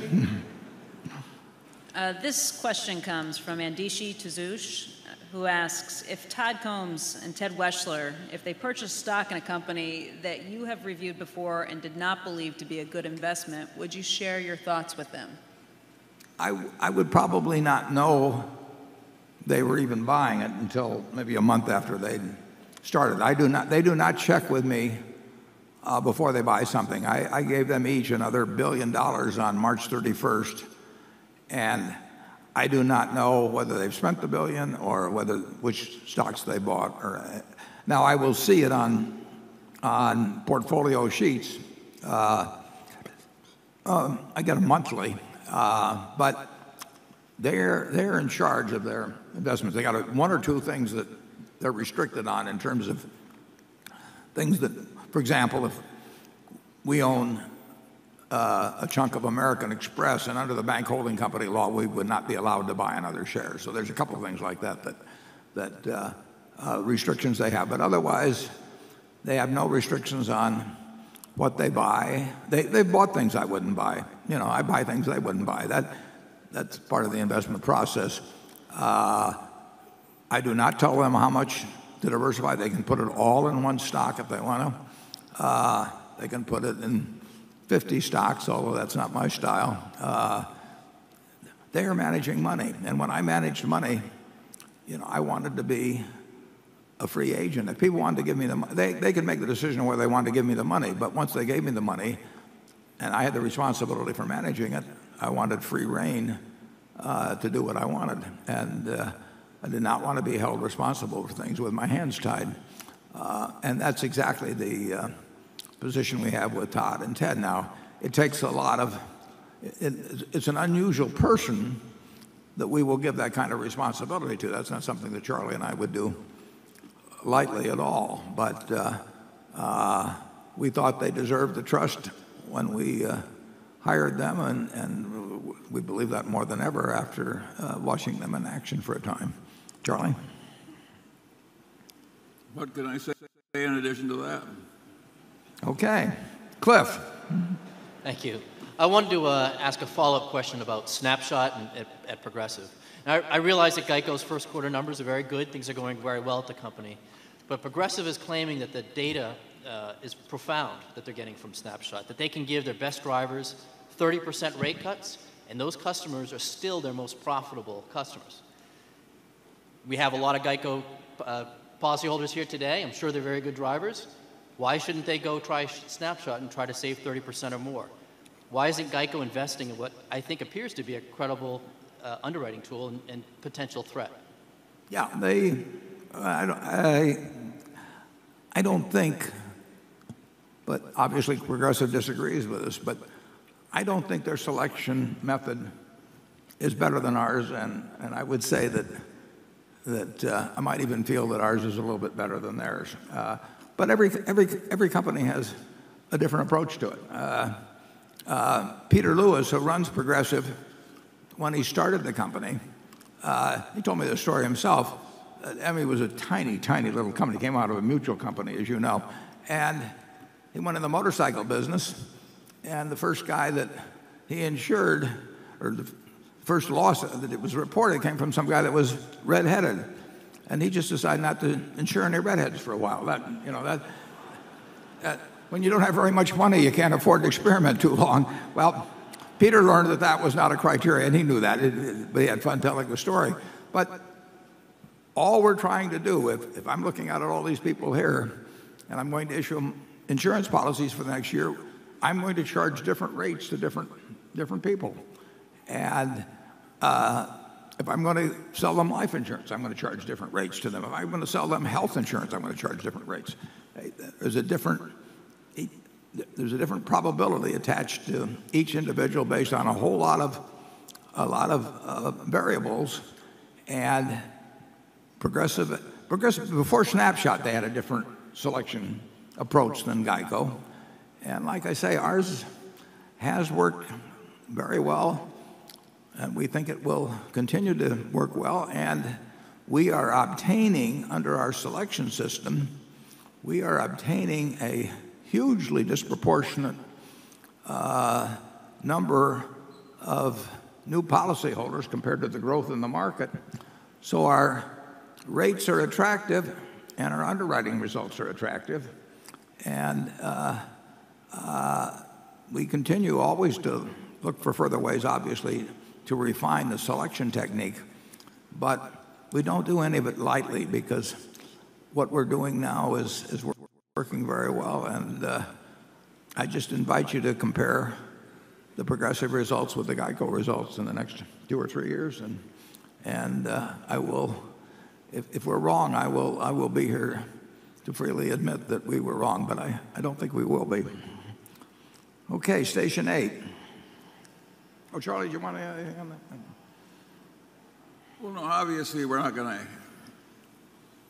to immediately copy the oddball thing that every single competitor does in the world, particularly when we've got an operation that's working so well. If I were starting in the direct auto insurance business, I think I would attempt to copy Geico. It wouldn't work, but it would offer you the best chance. I think it's a remarkable system, and Tony Nicely, you can't give him enough credit. I mean, it is incredible. I hope we will gain 1 million policies this year. The entire industry, I don't think, will gain more than 1.5 million. So we will probably get 2/3 in my view, we'll get 2/3 of all the growth, and we'll do it profitably, and we'll save people a lot of money. So I think that's quite a company. Okay, station 8. Hi, my name is Alex, and I'm from Los Angeles. Mr. Buffett, I've heard that one of your ways of focusing your energy is that you write down the 25 things you want to achieve, choose the top 5, and then avoid the bottom 20. I'm really curious how you came up with this and what other methods you have to prioritizing your desires. Well, I'm actually more curious about how you came up with it, because it really isn't the case. It sounds like a very good method of operating, but it's much more disciplined than I actually am. If they stick fudge down in front of me, I eat it. I'm not thinking about 25 other choices. So I don't mean to. Charlie and I live very simple lives. We know what we do enjoy, and we now have the option of doing it pretty much. Charlie likes to design buildings. I mean, he's no longer a frustrated architect. He's a full-fledged architect now, and we both like to read a lot. But I've never made lists. I can't recall making a list in my life. But maybe I'll start. You've given me an idea. Thank you. Charlie? Well, what's really interesting on the subject of Warren's operating methods, you can see happening here.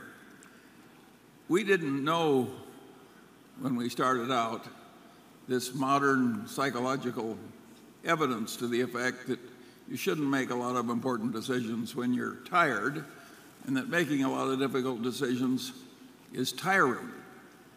And we didn't also know as well as we now do how helpful it is to be consuming caffeine and sugar when you're making important decisions. And what happens, of course, is that both Warren and I live entirely on autopilot in terms of the ordinary decisions of life. We're just totally habitual, so we don't waste any decision-making energy on that stuff, and we're ingesting caffeine and sugar.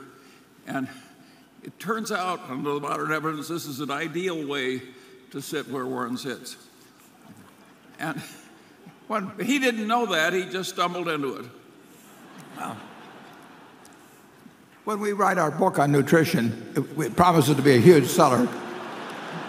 I cannot remember an important decision that Warren has made when he was tired. He's never tired.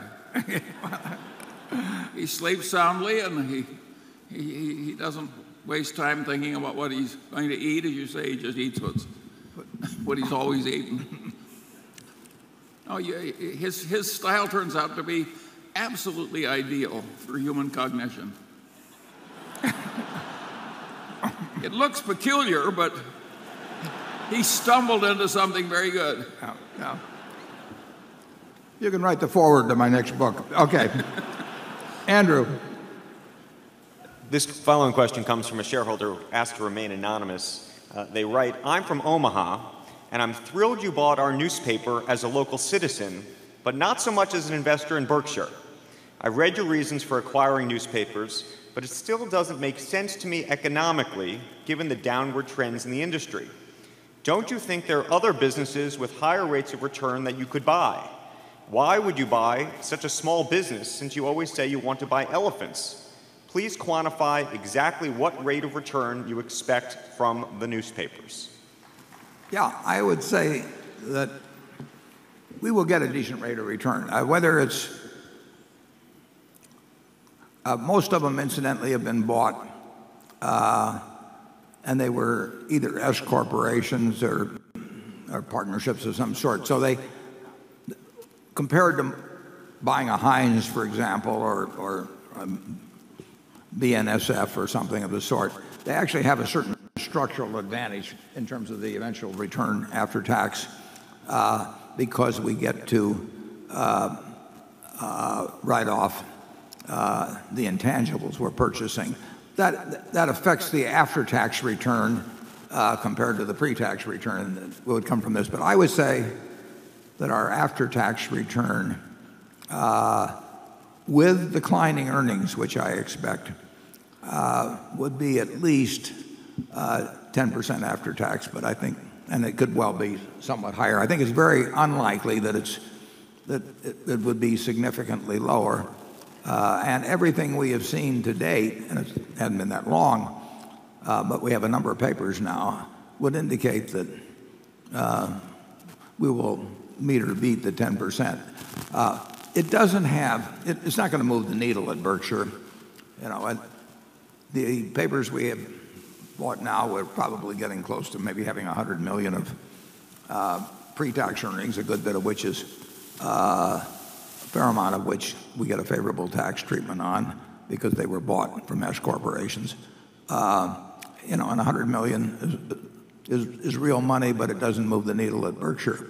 But it will end up being I think it'll be a perfectly decent return in relation to capital employed. Now, we wouldn't have done it in any other business. I mean, there's no question. The questioner is right about that.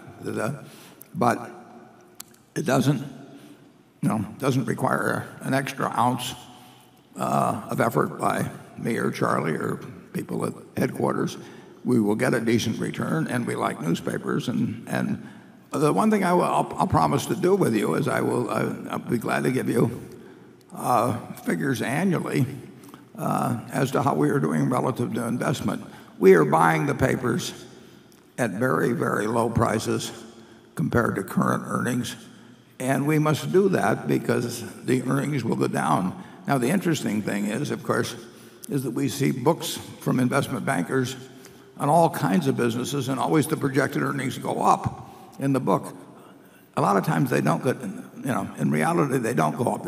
The difference is that we expect them to go down in the newspapers, and whatever the investment salesmen expect, they certainly don't project that any business they sell will have declining earnings. Charlie? Well, I think what you're saying is that it's an exception, and you like doing it.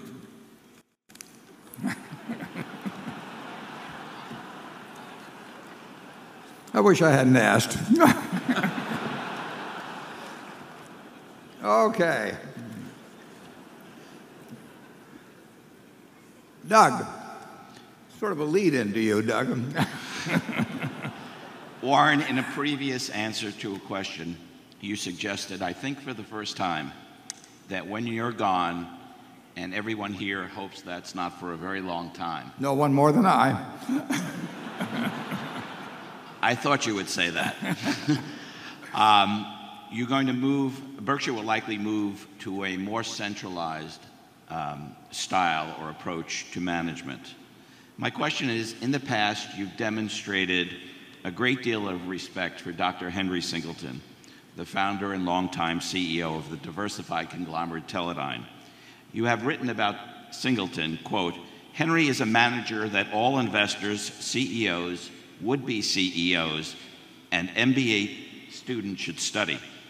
In the end, he was 100% rational, and there are very few CEOs about whom I can make that statement, close quotes. Prior to his death, he broke up Teledyne into 3 companies. Dr. Singleton told our mutual friend, Lee Cooperman, that he did it for several reasons. There was one reason in particular that Lee mentioned to me that I want to ask you about.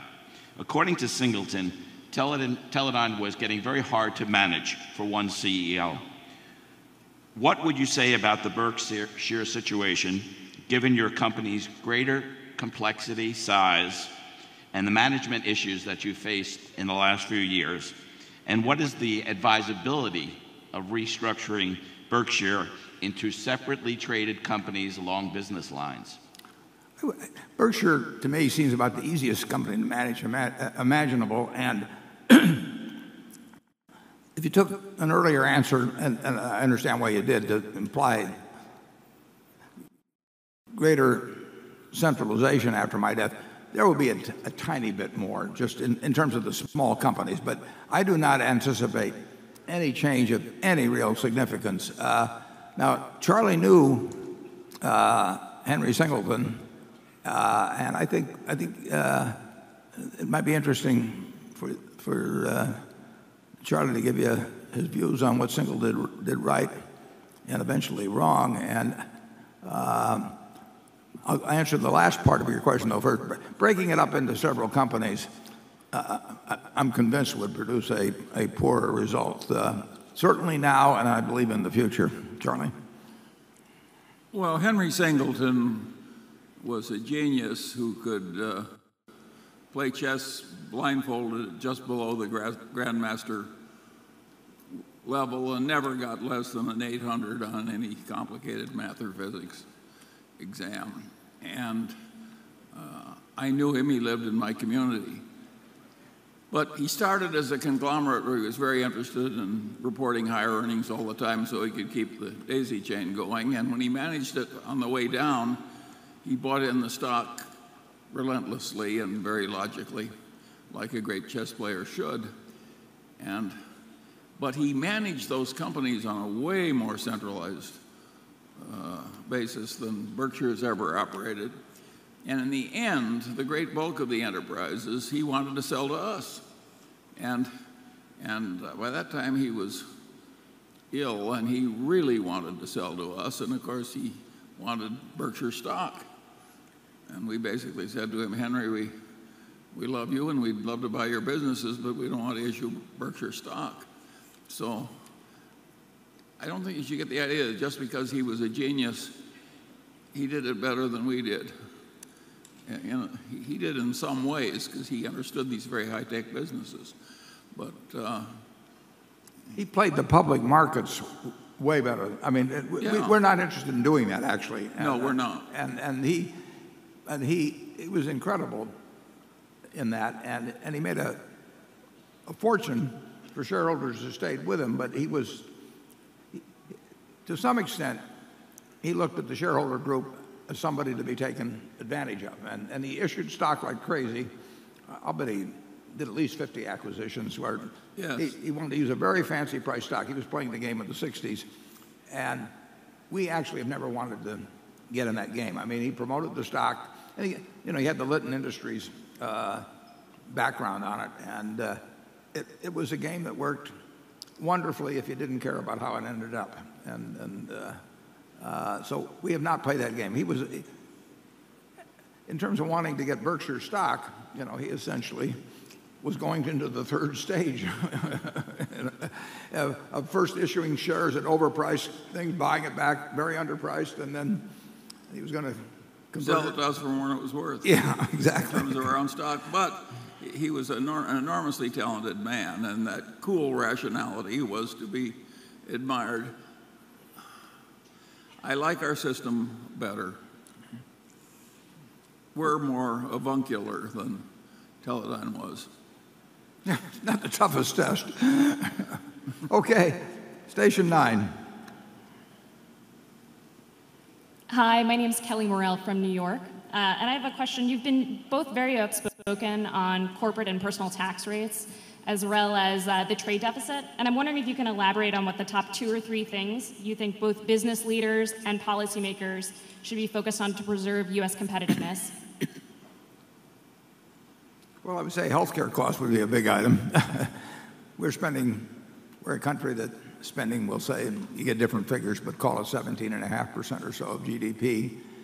And most of our rivals in the world are paying anywhere from probably 9.5 to maybe 11.5 or thereabouts. So, there are only 100 cents in the dollar, and if you give up 6 or 7 or 8 points of that dollar, I mean, it's just like having a raw material that costs you more or something of the sort. So that will be a major problem in American competitiveness. It is right now, and it will all signs point to the fact that it will become more so. And it doesn't relate to the Medicare problem, which is a huge problem, obviously, but the real problem is healthcare costs, whether it's in the private system or whatever payer system you have. We have a big disadvantage in cost versus the rest of the world. People used to talk about how General Motors had $1,500 a car in healthcare costs that Toyota didn't have. Well, if they had $1,500 a car disadvantage in steel costs, I mean, the management would be focused on that. If they had $150, if they had $15 difference in steel costs, but healthcare costs, which are sort of beyond the control of any one company, promise to be a huge competitive disadvantage. Overall, though, incidentally, I mean, the United States, since the crisis of 2008, we've done very well compared to most countries, and our system works. But if you ask me the number one problem for American business, I would say it's that healthcare cost disadvantage. Charlie? Well, I would add that I don't think it does our competitiveness any good to have this grossly swollen securities and derivative markets. And the young men from Caltech and MIT going into high finance and derivative trading and so on, I think this is a perfectly crazy outcome in terms of its effect on the country. Anything further? Well, I agree with you about the health care, but I find the other more revolting. Charlie's very Old Testament. And he's right. Carol? This question picks up, indeed, from where you were on the previous answer. It's from John Sealme. I have never heard or read whether all of Berkshire's nearly 300,000 employees are currently receiving health benefits. If all employees today are not receiving benefits, has Berkshire quantified the cost of complying with the Affordable Care Act? And if so, what will the cost be? In other words, how is the Affordable Care Act going to affect Berkshire? Yeah, I don't know the answer to that. I'm virtually certain that we've got 70 plus subsidiaries, one of which has over 100 itself. So very hard to speak totally categorically, but to my knowledge, I don't know of any units that don't have health care benefits. But like I said, we just bought 27 or 28 daily newspapers. Some of them are very small, so I can't really speak to every single unit. But healthcare costs are a huge cost for us. We're actually going to we do very few things, as you know, on a centralized basis, but that is something where all of our companies will try to learn what's in store for them and try to figure out some answers. But we have not yet, we have not assessed in any way, put together the kind of figures that question calls for. We spend a lot of money, obviously. If you get up the kind of numbers that are coming through on healthcare costs. I see them at a few of our individual units. As I look at their monthly reports, I will see costs rising 10 or 12%. And what happens in 2014, I don't know. But the same thing will be happening to our competitors, and we will try to figure out what makes the most sense at that time. And our individual managers are already working, particularly the larger units are spending a lot of time on that. But it's not something we try to control out of headquarters. Charlie? Yeah, we really don't want to try and control it out of headquarters. We like that kind of decision being made near the firing line. Jonathan? Here's a question for Charlie on a subject which I consider him an expert on, and I hope I don't prove my ignorance by asking the question. The question is about the capital spending plans at your regulated utilities and a potential long-term risk to realizing returns on current and future capacity. With the ongoing reduction in the cost of solar panels causing more utility customers to at least consider generating electricity from their own rooftops, some worry about a vicious circle of customers reducing their dependence on the grid, forcing utilities to raise rates to maintain returns on the remaining customers who in turn are then incentivized to reduce their dependence on the grid or even exit it. I understand the risks are greatest to regulated utilities in sunny places like Arizona and California, but given how much solar power is generated in cloudy places like Germany, are regulated utilities in Iowa, the Pacific Northwest, the Rocky Mountains, and the UK really immune? Well, my answer would be I don't think anybody really knows exactly how this is going to play out. I confidently predict there'll be more solar generation in deserts than there's going to be on rooftops in cloudy places. And there's a good reason for that. And Berkshire's big operations, in solar, are in what amounts to desert. And we get very favorable terms and incentives, and I think Berkshire's going to do fine in solar. I am skeptical myself about trying to run the utilities of the world from a bunch of little tiny rooftops. I suspect there's some twaddle in that and some fancy salesmanship in that arena. And of course, the people who did it early were foolish because the price came down rapidly thereafter. So put me down as not totally charmed by rooftops in cloudy areas. We have Greg Abel here from Mid-American Energy. If we can direct a spotlight down there, Greg can probably speak to this with a whole lot more intelligence than Charlie and I. I noticed that Jonathan left me out of the thing entirely when he wanted to get an intelligent answer, but I'm not taking any offense with that. Greg? Sure, happy to touch on it. And Jonathan, I would touch on the fact you're absolutely right. We're seeing, when it comes to rooftop solar, a decline in the total cost of installing them. At the same time, when you compare it to a regional tariff or a specific tariff in most of those states, the utility is extremely still competitive. And I would highlight that as you see more rooftops coming on, you'll see a restructuring of the tariffs. But at the same time, there's a lot of protection for the utility. So in the regions we're supplying power, we will see some introduction of solar, but we're absolutely comfortable. Our systems for the long term are valuable both to our customers and to our shareholders, the Berkshire shareholders for the long term. Thanks. Okay, station 10. Thank you. Mark Marzotto, Toronto, Canada. Bill Gross made recent comments that his generation of investors, yourselves included, owed a deal of their success to timing. Do you agree with Bill's comment? And do you think a similar opportunity will provide itself to today's investors? Thank you. Yeah, there's no question that being born in the United States was a huge, huge, huge advantage to me. And as I pointed out in a recent article, being born male was a big advantage. I would not have had the same opportunities in the investment or in the business world remotely that I've had if I'd been a female born in 1930. And the timing could have been a little better. Actually, my dad was a security salesman, and I was conceived in November 1929, and if you remember, the stocks had gone down dramatically at that time, and there really wasn't anybody to call on for my dad, and there wasn't any television at home or anything. So here I am,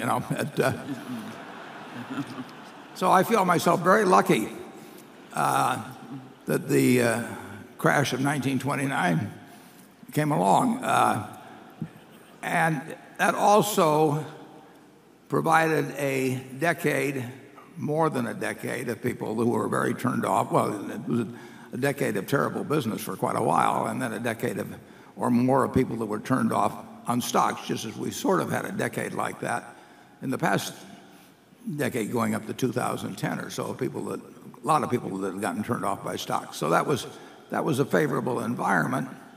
But the United States itself was an incredibly favorable environment. If I'd been born 5 years earlier, I probably would have made more money. But if I'd been born 10 or 15 years later, I would have made probably less money. But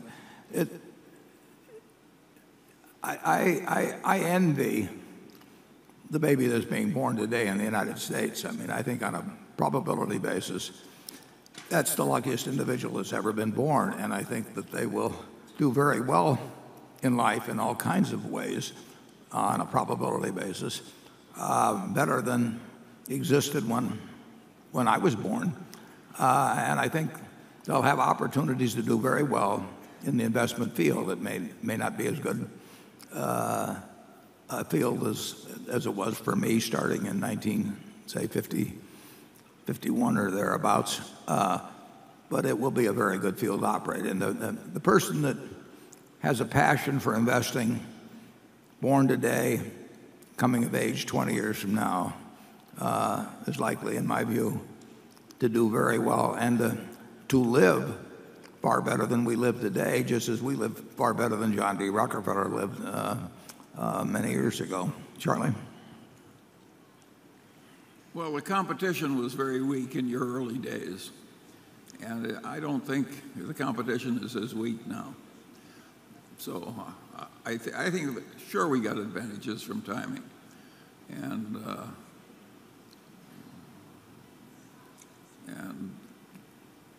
but I don't think that means there's nothing to be done ahead. But Charlie, in 2008 and 9, there were all kinds of high IQ, highly experienced investment professionals. I mean, thousands and thousands and thousands of them. And you invested at the Daily Journal Company in some equities at X that are worth what, 3X or 4X now or something like that? That's right. Yeah, well, I call that opportunity, but maybe routine to him. But but I sat for a lot of years before I did it. But it still became available. Oh yes, but you were drowning in opportunities when I first knew you. You were not waiting for. I wasn't drowning in money, unfortunately. No, what you lacked was money. Yeah. Well, now we got money and no ideas. Okay, station 10.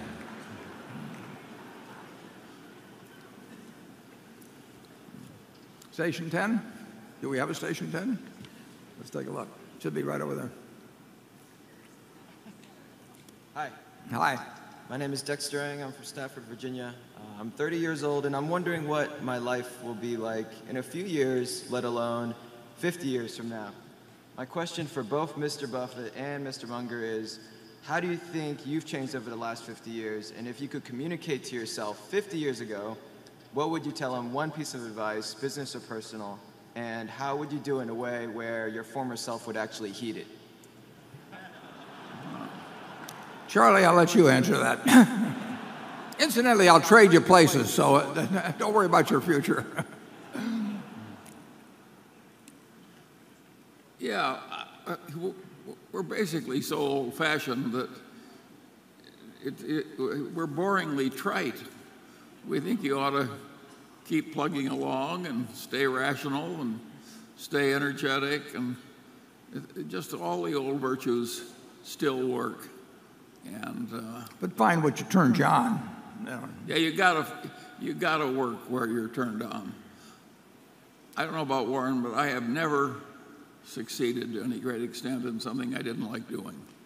Charlie and I both started in the same grocery store, and neither one of us are in the grocery business. We were not going to be promoted either, and even though you had the family name. Yeah. My grandfather was right, too. No, it's really, I mean, if you're lucky, and Charlie and I were lucky in this respect, we were lucky to be in this country to start with, but we found things we liked to do very early in life, and then we pushed very hard in doing those things. But we were enjoying it while we did it. We have had so much fun running Berkshire. I mean, it's almost sinful, but we were lucky to. My dad happened to be in a business that he didn't find very interesting, but I found very interesting. And so when I would go down on Saturday, there were a lot of books to read, and it just flowed from a very early age. And Charlie found it. You found a way to atone for your sins and having so much fun. You're giving all the money back. Well, yeah, but you give it all back whether you want to or not in the end. That's true too. Okay, Becky. This question comes from Lawrence Enderson in Dublin, Ireland, and he asks, what factors have enabled Berkshire's insurance pricing policy to stay so rational while also being a very sizable market participant? In insurance, was that? In insurance, yeah. Well, I would say this. I really do think that Berkshire is an unusually rational place. I mean, we know what we want to accomplish. We've had the benefit of a very, very long run, and we've had the benefit of whether you can argue whether it was a benefit or not, but of a controlling shareholder, so we did not have outside influences that pushed us in directions that we didn't want to go. So, insurance should be conducted as a rational activity, and one of the problems that some insurers have had is that they would have a pressure for increasing premium volume every year brought upon by Wall Street. Very few. We actually contracted the business written by National Indemnity, formerly our main business, its traditional business. I think we contracted it probably by 80% or something of the sort when the business became less attractive. I'm not sure any manager of a public company that was answering to quarterly earnings calls and that sort of thing, I'm not sure whether they really could have stood up to the kind of pressure that they would receive if they'd followed a similar policy. If we do something stupid, it's because we did something stupid. It's not, no external factors are pressing on us. And that's a great way to operate. And it'll continue to be the way they operate. Most people, if you own a half of 1% of the company or less, and other people are doing things that Wall Street is applauding and you're not doing them, it can be very hard to resist. And you respond to media criticism and all kinds of things. We don't have to do it. And there's no reason for us to do anything stupid in insurance. You get offered a lot of opportunities to do things that are stupid. We were major writers of natural catastrophe insurance in the United States some years ago when the prices were right. We don't think the prices are right now, so we don't write it. We haven't left the market left us. But we are not about to do something where we get paid 90 cents for running a probabilistic loss of $1. It just doesn't make any sense, and we won't do it. And we don't put any pressure on anybody to do it. And their incomes are not dependent on doing it. So it's not hard to be rational at Berkshire. Charlie? Yeah, there are pressures on other people that we don't want and therefore don't have. It is very hard to shrink an insurance operation by 80% when the people who come in every day don't have enough to do, and it's a counterintuitive thing to do, but it's absolutely required that you do it in a place where people go as crazy as they do in insurance. Well, it's like buying internet stocks, in the late 1990s. I mean, all around you have these people that have high IQs, and they're doing it, and they're being successful. And so, everybody from your spouse to your employer to the press says, how can all these other people, how come you think you're so smart, avoiding this when everybody else is doing it and they're making a lot of money? And of course, it creates this social proof where it works for a while. That's the great danger period in all of these bubbles is that what starts out with skepticism ends up with your neighbor getting richer than you are because he went along and you didn't. And that sort of thing, the bandwagon effect and everything, those things are very hard to resist. But we don't have any pressures to do that sort of thing. I mean, we just don't give a damn, and We don't necessarily think we're smarter than the other person on that. We just think we don't understand what it's all about. And if they can make a lot of money, day trading or whatever it may be, good luck to them. But we're not envious of them, but we certainly are not going to do it just because they're doing it. Charlie, any more on them? Oh, I always say there's a reason why all that stuff is in the Bible. You can't covet your neighbor's ass or I mean, they were having trouble with envy a long time ago, and it's a perfectly terrible thing to do. And how much fun can you have being envious? We always say it's the one sin there's no fun in. Yeah. Gluttony is a lot of fun. Lust has its place too, but we won't get into that. Cliff? We can follow that up. Reinsurance pricing is expected to be down at mid-year renewals this year, despite the fact that we've had a lot of catastrophes in recent years. The finger is being pointed towards alternative capital entering the market, new capacity hurting the market. How concerned are you about this new capacity? And what is the likelihood that cheap reinsurance pricing soon leads to cheaper primary commercial pricing? Yeah, we hate dumb competition. And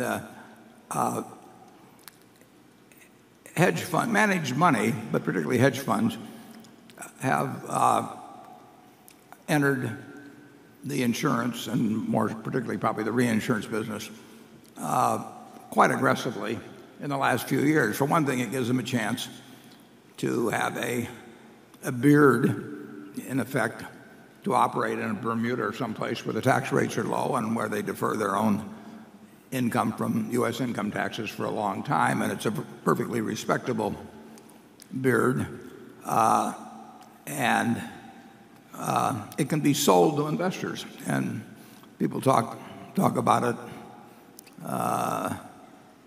being an uncorrelated type of operation and all of that. Anything Wall Street can sell, it will sell. I mean, you can count on that. And they like big words too. Yeah, and it's very saleable now, and the money will flow in, and the money may bring down prices. It may do stupid things in reinsurance, but that's happened before.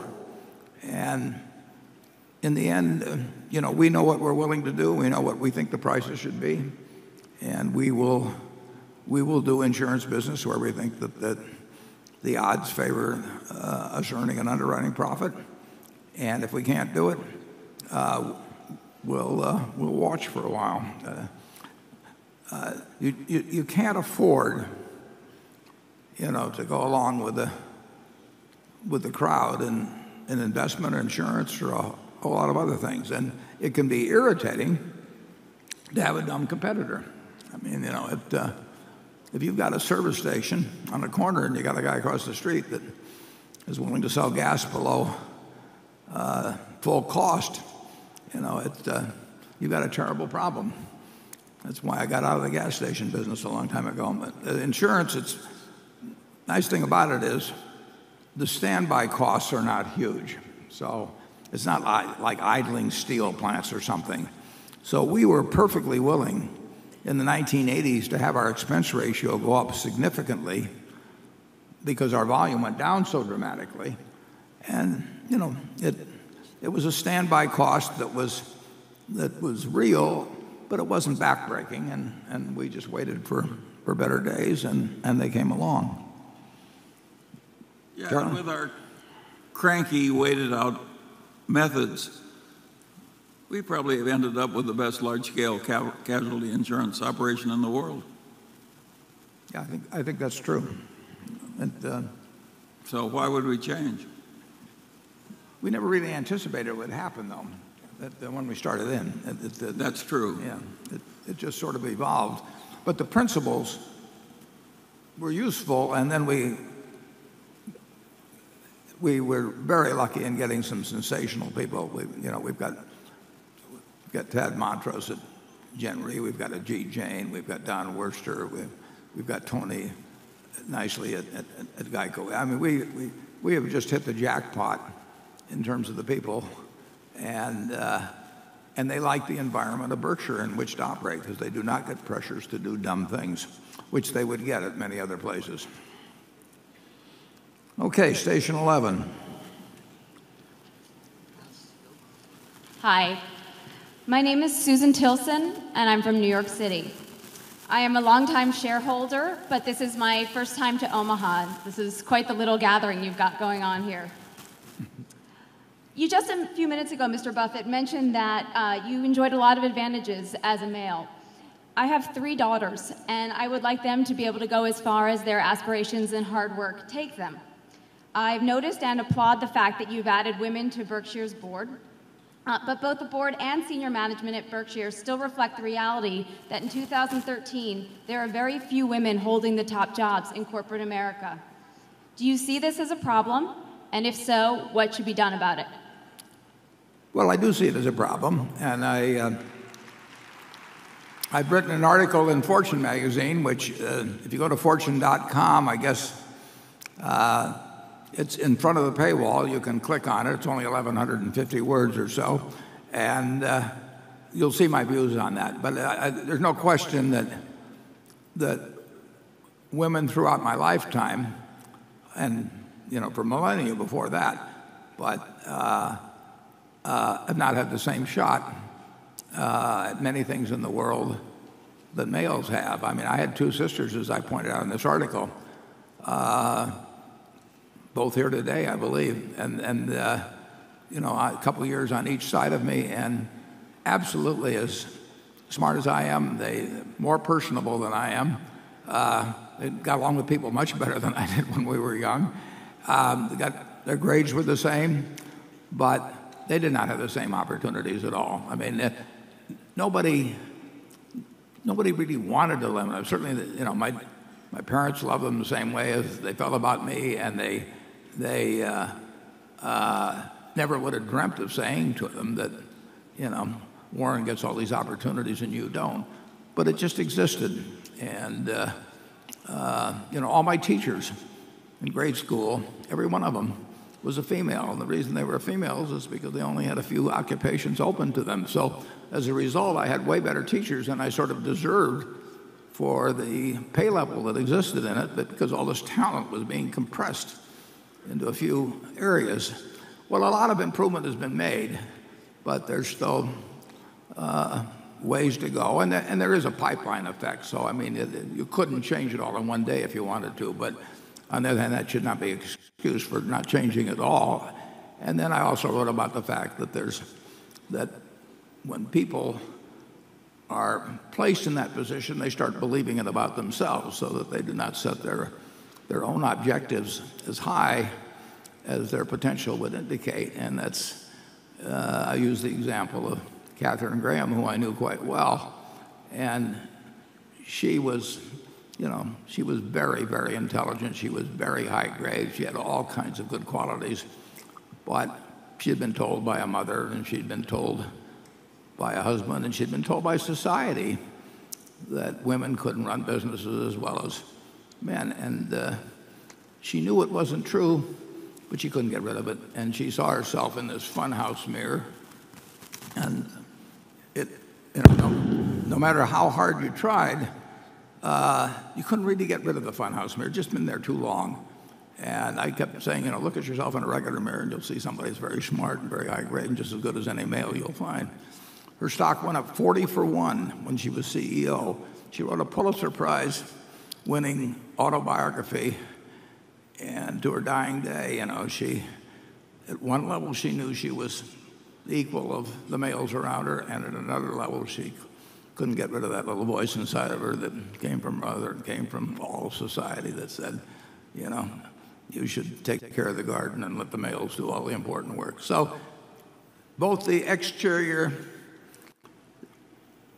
obstacles, they're crumbling to a very significant degree, and they should. I mean, it only took thousands of years. I mean, as I point out in the article, we said in the Declaration of Independence, we hold these truths to be self-evident that all men are created equal. Well, they weren't so self-evident when they got around to writing the Constitution, and they used a bunch of male pronouns in describing the presidency in Article 2, or when they didn't get around to putting a female Supreme Court justice on until 1981. So the country has come a long way on it. It continues to move. It's moving in the right direction. But, I hope it keeps moving and moving faster, and I hope that the females that are laboring under these beliefs that were told to them about themselves that aren't true get rid of the funhouse mirrors and get regular mirrors. And I say all this in this article if you want to read it in fortune.com. Thank you.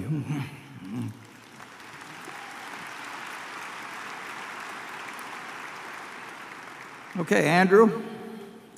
Okay, you'll know why I'm asking this question in a second, and why I picked it. This question is the following. Is Berkshire too big to fail?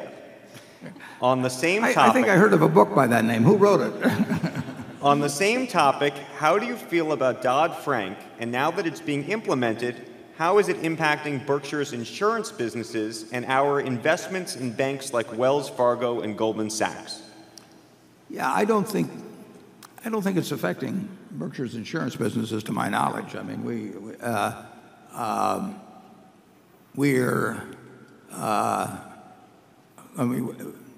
we've had, to my knowledge, we've never had anything that impinges on our activity arising from a too big to fail doctrine. The capital ratios for large banks are being established at somewhat higher levels than smaller banks, and that obviously affects return on equity. The ratios, as I understand it, for Wells are not as high as they would be for Citi or J.P. Morgan, but they're higher than they would be for a local bank in Omaha. And the higher the capital ratio, the lower the return on equity will be.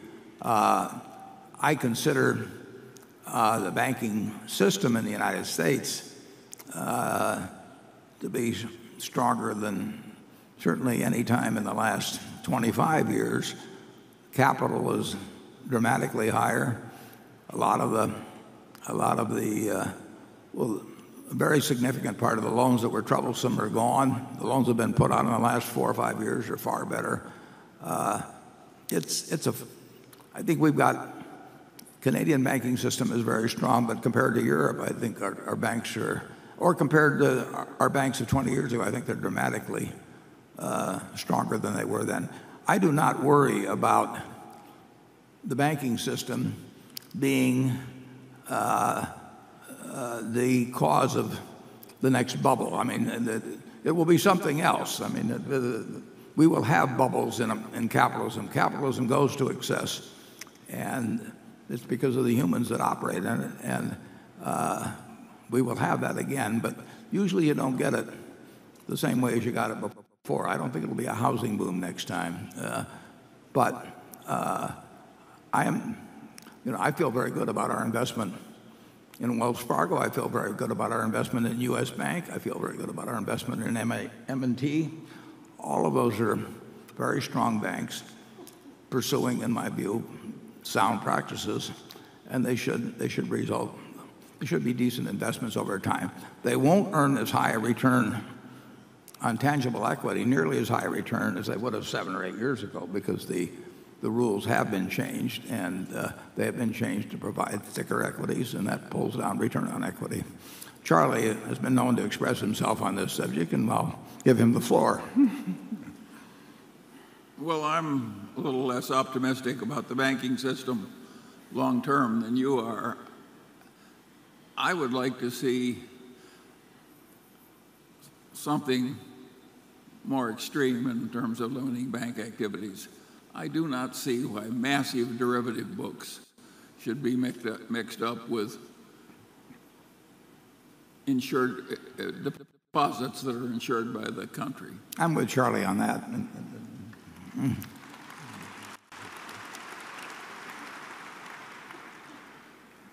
The more bankers want to be like investment bankers instead of bankers, the worse I like it.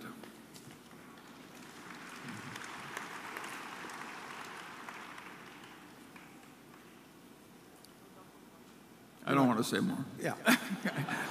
I get in enough trouble on the subject already. Yeah. I can see the journalists just licking their chops over there, waiting for Charlie to throw a thunderbolt, but he's unusually restrained.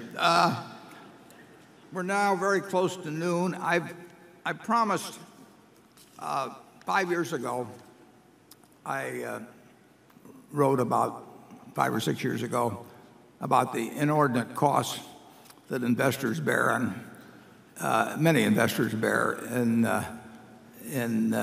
getting sold various types of products. And I talked about hedge funds and private equity and all kinds, and a whole variety of things. The investment world has been very good at extracting a very significant percentage of the returns that investors get for themselves. So I offered to bet anyone that wanted to step up to the plate that a group of hedge funds would not beat an unmanaged no-load index over a 10-year period. And I promised, and then I got a taker, and a very nice group of people. I like them, Ted Sidus and a group, and they took me up on this. So we each put about $350,000 or so into something where in 10 years it would, well, we put it in zero coupon treasuries, which would mature and be worth $1 million in 10 years. And I promised to report on the bet every year. And what we did this year, interest rates fell so far that our original $700,000 or so investment got to be worth like $950,000 just because the 5-year treasury got so low. So there was very little appreciation left into it between now and 5 years from now when it matures. So we sold the zero coupon treasuries and we bought Berkshire with the proceeds. And I guaranteed that it would be worth $1 million. Currently, it's worth about $1.2 million, so that the charities are benefiting to some extent. Now, Ted has one charity, which is a very worthwhile charity, and I have Girls Inc. of Omaha, which is a charity I selected. And we can put the figures up on there as to where we stand at the moment. The hedge funds got off to a fast start, and we're 13 points ahead of the index fund at the end of the first year. But the last 4 years, and these are fund to funds, so they really represent probably 200 or 300 maybe hedge funds underneath. But there's two levels of fees involved. There's the standard fees of the hedge funds, which probably many times are 2 and 20, but can be other things. And then there's the fee of the fund of funds on top of it. So we now are at the halfway point, and I'll keep reporting to you every year how we do. And if Berkshire does well, we'll have well over $1 million to distribute to one of two charities. You might enjoy going to a website called longbets.org. That's where they're the people that hold the money. And you will see that there are a number of propositions that people have wagered on. And the proponents and the opponent of every proposition give a short little description. Ted gave a description of why he thought he'd win. I gave a description of why I thought I'd win. But some of these are, I just can't resist pointing out a couple of them. You can see these on the web, but one of it is that a large collider will destroy the Earth in 10 years. Now, there's a $1,000 bet on that, but I'm not sure who will collect. I thought that was an interesting one. And there was one other, and then we'll go to lunch. But there are a number of these that are quite interesting. At least one human alive in the year 2000 will still be alive in 2150. Now, that's 148 years from when the bet was entered. There's a $2,000 bet on that. And I hope Charlie is in contention for being the winner of that one. Well, we'll take a 1 hour break for lunch. We'll be back here then, and we'll continue with your questions. Thank you.